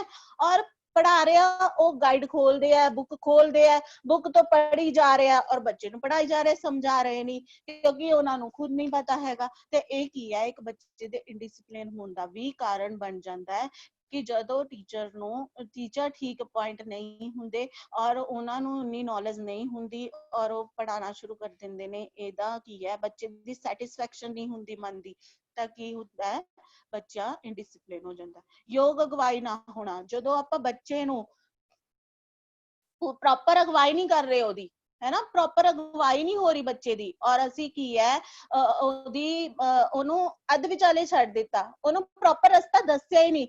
ਅਗਰ ਇੱਕ ਬੱਚਾ ਗੇਮਸ ਵੱਲ ਨੂੰ ਜਾਣਾ ਚਾਹੁੰਦਾ, ਅਸੀਂ ਉਹਨੂੰ ਗੇਮਸ ਵਾਲਾ ਰਸਤਾ ਦੱਸਿਆ ਹੀ ਨਹੀਂ ਹੈ ਔਰ ਉਹਦਾ ਇੰਟਰਸਟ ਹੀ ਉਧਰ ਨੂੰ ਆ, ਆਪਾਂ ਉਹਨੂੰ ਜ਼ਬਰਦਸਤੀ ਉਹਨੂੰ ਪੜਾਈ ਜਾ ਰਹੇ ਕਿ ਨਹੀਂ ਤੂੰ ਤਾਂ ਸਾਇੰਸ ਕਰਨੀ, ਤੂੰ ਤਾਂ ਫਿਜ਼ਿਕਸ ਕਰਨੀ, ਤੂੰ ਤਾਂ ਮੈਥ ਕਰਨੀ ਹੈ, ਇਹ ਕਰਨਾ ਹੀ ਕਰਨਾ, ਔਰ ਉਹਦਾ ਇੰਟਰਸਟ ਨਹੀਂ ਹੈਗਾ, ਉਹਦੀ ਅਗਵਾਈ ਨਹੀਂ ਹੋ ਪਾ ਰਹੀ, ਜਾਂ ਉਹਨੂੰ ਪ੍ਰੋਪਰ ਤਰੀਕੇ ਨਾਲ ਸਮਝਾਇਆ ਨਹੀਂ ਜਾ ਰਿਹਾ, ਉਹਦੀਆਂ ਟਿਊਸ਼ਨਸ ਨਹੀਂ ਰੱਖੀਆਂ ਜਾ ਰਹੀਆਂ ਨੇ, ਹੈ ਨਾ, ਉਹਨੂੰ ਨਹੀਂ ਪੜਾਇਆ ਜਾ ਰਿਹਾ, ਕੋਈ ਉਹਦੇ ਵੱਲ ਧਿਆਨ ਨਹੀਂ ਦੇ ਰਿਹਾ, ਤਾਂ ਕੀ ਹੈ ਇਹ ਇੱਕ ਵਿਦਿਅਕ ਕਾਰਨ ਹੋ ਸਕਦਾ ਹੈ ਬੱਚਾ ਇਨਡਿਸਿਪਲਿਨ ਹੋ ਜਾਏ। ਉਸ ਤੋਂ ਬਾਅਦ ਨੈਕਸਟ ਆਂਦਾ ਮਨੋਵਿਗਿਆਨਿਕ ਕਾਰਨ। ਹੁਣ ਮਨੋਵਿਗਿਆਨਿਕ ਕਾਰਨ ਕੀ ਹੈ ਇਨਡਿਸਿਪਲਿਨ ਹੁੰਦਾ? ਕੁਦਰਤੀ ਸੂਝ ਨੂੰ ਖਤਮ ਕਰਨਾ। ਜਦੋਂ ਆਪਾਂ ਉਹਦੀ ਜੋ ਸੋਚ ਆ ਉਹਨੂੰ ਖਤਮ ਕਰ ਦਿੰਦੇ ਆ, ਉਹਦੀ ਜੋ ਸੂਝ-ਬੂਝ ਆ ਉਹਨੂੰ ਖਤਮ ਕਰ ਦਿੰਦੇ ਆ। ਕਿਵੇਂ ਕਰਦੇ ਆ? ਜਦੋਂ ਬੱਚਾ ਹੁਣ ਮੈਂ ਤੁਹਾਨੂੰ ਦੱਸਿਆ ਕਿ ਪ੍ਰੈਕਟੀਕਲੀ ਉਹ ਕਰਨਾ ਚਾਹੁੰਦਾ ਹੈ, ਕਢਾਈ ਕਰਨਾ ਚਾਹੁੰਦਾ ਹੈ ਨਾ, ਹੁਣ ਮੇਰੀ ਕਢਾਈ ਟ੍ਰੇਡ ਹੈ, ਬੱਚਾ ਮੇਰੇ ਕੋਲ ਕਢਾਈ ਕਰਨਾ ਚਾਹੁੰਦਾ, ਬਟ ਉਹਨੂੰ ਜ਼ਬਰਦਸਤੀ ਆਪਾਂ ਕਹਿੰਦੇ ਨਹੀਂ ਤੂੰ ਤਾਂ ਇਹੀ ਕੰਪਿਊਟਰ ਦਾ ਕੋਰਸ ਹੀ ਕਰਨਾ ਹੈ ਨਾ, ਉਹ ਕੀ ਆ ਉਹਦੀ ਸੋਚ ਨੂੰ, ਉਹਦੀ ਸੂਝ ਨੂੰ ਖਤਮ ਕਰ ਦਿੱਤਾ, ਮਾਰ ਦਿੱਤਾ, ਤਾਂ ਕੀ ਹੋਏਗਾ? ਇਨਡਿਸਿਪਲਿਨ ਹੋਏਗਾ। क्यों? क्योंकि अपना रोज अपना गुस्सा उधर ਨੂੰ ਕੱਢੇਗਾ, ਠੀਕ ਹੈ। ਔਰ ਇਹ ਜੋ ਹੈ ਆਪਣੇ ਪੈਰੈਂਟਸ ਨਾਲ ਪਹਿਲੇ ਦਿਨ ਆਪਣੇ ਟੀਚਰਸ ਨਾਲ ਜਰੂਰ ਡਿਸਕਸ ਕਰੋ ਕਿ ਮੈਮ ਮੇਰੀ ਤਾਂ ਇਧਰ ਨੂੰ ਇੰਟਰਸਟ ਹੈ ਨਾ, ਔਰ ਆਪਣੇ ਇੰਟਰਸਟ ਦੇ ਅਕੋਰਡਿੰਗ ਹੀ ਕੋਰਸ ਸਿਲੈਕਟ ਕਰਕੇ ਆਪਣੇ ਇੰਟਰਸਟ ਦੇ ਅਕੋਰਡਿੰਗ ਹੀ ਆਪਣੀ ਫੀਲਡ ਨੂੰ ਸਿਲੈਕਟ ਕਰਨਾ ਔਰ ਉਧਰ ਵੱਲ ਨੂੰ ਵਧਣਾ ਜਿੱਧਰ ਨੂੰ ਸਾਡਾ ਇੰਟਰਸਟ ਹੈ। ਨਿਰਾਸ਼ਤਾ ਦੀ ਭਾਵਨਾ ਹੋਣਾ, ਅਗਰ ਉਹ ਨਿਰਾਸ਼ ਰਹਿੰਦਾ ਹੈ ਨਾ, ਹੁਣ ਮਨੋਵਿਗਿਆਨਿਕ ਕਾਰਨ ਹੈ, ਅੰਦਰੋਂ ਹੀ ਉਹ ਨਿਰਾਸ਼ ਹੈ ਨਾ, ਔਰ ਉਹਨੂੰ ਕੋਈ ਨਹੀਂ ਹੈਗਾ। ਨਿਰਾਸ਼ਤਾ ਦਾ ਕਈ ਕਾਰਨ ਹੋ ਸਕਦੇ ਆ ਕਿ ਘਰ ਵਿੱਚ ਮਾਹੌਲ ਠੀਕ ਨਹੀਂ ਹੈਗਾ ਉਹਦਾ, ਜਾਂ ਫਿਰ ਉਹ ਬਾਹਰੋਂ ਨਹੀਂ ਠੀਕ ਹੈਗਾ, ਉਹਦਾ ਫਰੈਂਡ ਸਰਕਲ ਠੀਕ ਨਹੀਂ ਹੈਗਾ, ਜਾਂ ਕੋਈ ਪ੍ਰੋਬਲਮ ਚੱਲ ਰਹੀ ਹੈ। ਨਿਰਾਸ਼ ਹੋਣ ਦੇ ਕਈ ਕਾਰਨ ਹੋ ਸਕਦੇ ਆ। ਔਰ ਜਦੋਂ ਕੋਈ ਬੱਚਾ ਨਿਰਾਸ਼ ਹੁੰਦਾ ਹੈ, ਨਿਰਾਸ਼ ਦੀ ਭਾਵਨਾ ਹੁੰਦੀ ਹੈ ਉਹਦੇ ਅੰਦਰ, ਤਾਂ ਉਹ ਕੀ ਹੁੰਦਾ? ਇਨਡਿਸਿਪਲਿਨ, ਹੈ ਨਾ, ਕਿਉਂਕਿ ਉਹਦੀ ਅੰਦਰ ਦੀ ਵਿਲ ਪਾਵਰ ਉਹ ਸਟਰੋਂਗ ਨਹੀਂ ਹੁੰਦੀ, ਕਮਜ਼ੋਰ ਹੁੰਦੀ ਆ, ਔਰ ਉਹਨੂੰ ਜਦੋਂ ਜਿੱਧਰ ਨੂੰ ਖਿੱਚ ਲਾਂਗੇ ਹੱਥ ਫੜ ਕੇ ਉਧਰ ਨੂੰ ਤੁਰ ਪਏਗਾ, ਹੈ ਨਾ। ਉਸ ਤੋਂ ਬਾਅਦ ਹੈ ਮਾਤਾ ਪਿਤਾ ਤੇ ਅਧਿਆਪਕਾਂ ਦੀ ਕਮਜ਼ੋਰੀ ਕਾਰਨ। ਜਦੋਂ ਪੈਰੈਂਟਸ ਔਰ ਟੀਚਰ ਬੱਚੇ ਉੱਪਰ ਪ੍ਰੋਪਰ ਧਿਆਨ ਨਹੀਂ ਦੇ ਪਾਉਂਦੇ ਤਾਂ ਕੀ ਹੈ ਉਹ ਇਨਡਿਸਿਪਲਿਨ ਹੋ ਜਾਂਦਾ ਹੈ ਨਾ। ਹੁਣ ਟੀਚਰ ਦਾ ਰੋਲ ਬਣ ਜਾਂਦਾ, ਪੈਰੈਂਟਸ ਤੋਂ ਬਾਅਦ ਇੱਕ ਟੀਚਰ ਦਾ ਰੋਲ ਬਣ ਜਾਂਦਾ ਹੈ ਕਿ ਉਹ ਬੱਚੇ ਦੇ ਉੱਪਰ ਧਿਆਨ ਦੇ ਰਿਹਾ ਹੈ ਨਾ। ਜਦੋਂ ਟੀਚਰ ਪੈਰੈਂਟਸ ਦੇਖੋ, ਪੈਰੈਂਟਸ ਤੁਹਾਨੂੰ ਕਾਲਜ ਤੱਕ ਛੱਡ ਦਿੰਦੇ ਆ, ਪੈਰੈਂਟਸ ਦੀ ਡਿਊਟੀ ਖਤਮ, ਕਾਲਜ ਤੋਂ ਟੀਚਰ ਦੀ ਡਿਊਟੀ ਸ਼ੁਰੂ, ਠੀਕ ਹੈ। ਔਰ ਜਦੋਂ ਤੱਕ ਤੁਸੀਂ ਘਰ ਨਹੀਂ ਜਾਂਦੇ ਪੈਰੈਂਟਸ ਦੀ ਡਿਊਟੀ ਸ਼ੁਰੂ ਨਹੀਂ ਹੁੰਦੀ। ਯਾਨੀ ਕਿ ਕੀ ਹੈ, ਦੋ ਜਣੇ ਤੁਹਾਡੀ ਜ਼ਿੰਦਗੀ ਵਿੱਚ ਇੱਕ ਅਹਿਮ ਰੋਲ ਅਦਾ ਕਰ ਰਹੇ ਆ। ਜੀ ਮੈਮ 2 ਮਿੰਟ ਲੈਫਟ ਜੀ। ਹਾਂਜੀ ਬਸ ਮੈਮ ਇੱਕ ਹੋਰ ਰਹਿ ਗਿਆ, ਇੱਕ ਪੁਆਇੰਟ ਬਸ ਜੀ ਜੀ ਜੀ।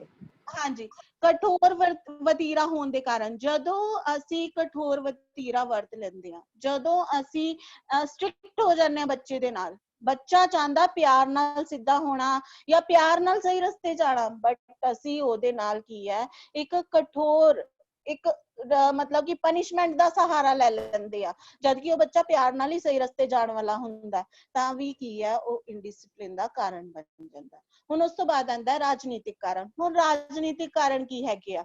ਰਾਜਨੀਤਿਕ ਪਾਰਟੀਆਂ ਦਾ ਬੁਰਾ ਪ੍ਰਭਾਵ। ਹੁਣ ਜਦੋਂ ਚੋਣਾਂ ਹੁੰਦੀਆਂ ਨੇ, ਇਲੈਕਸ਼ਨਸ ਹੁੰਦੀਆਂ ਨੇ, ਉਦੋਂ ਕਈ ਤਰ੍ਹਾਂ ਦੀਆਂ ਰਾਜਨੀਤਿਕ ਚੀਜ਼ਾਂ ਚੱਲ ਰਹੀਆਂ ਹੁੰਦੀਆਂ ਨੇ ਜੋ ਬੱਚੇ ਨੂੰ ਗਲਤ ਰਸਤੇ ਵੱਲ ਲਿਜਾਂਦੀਆਂ ਨੇ, ਹੈ ਨਾ। ਰਾਜਨੀਤਿਕ ਲੋਕਾਂ ਦੇ ਵਿੱਚ ਕਦੇ ਨਹੀਂ ਉੱਠਣਾ ਬੈਠਣਾ, ਹੈ ਨਾ। ਇਹਨਾਂ ਤੋਂ ਹਮੇਸ਼ਾ ਦੂਰੀ ਮੇਨਟੇਨ ਕਰਕੇ ਰੱਖਣੀ ਹੈ, ਕਿਉਂਕਿ ਉਹ ਆਪਣੇ ਫਾਇਦੇ ਲਈ ਕੁਝ ਵੀ ਕਰ ਸਕਦੀ ਹੈ ਨਾ।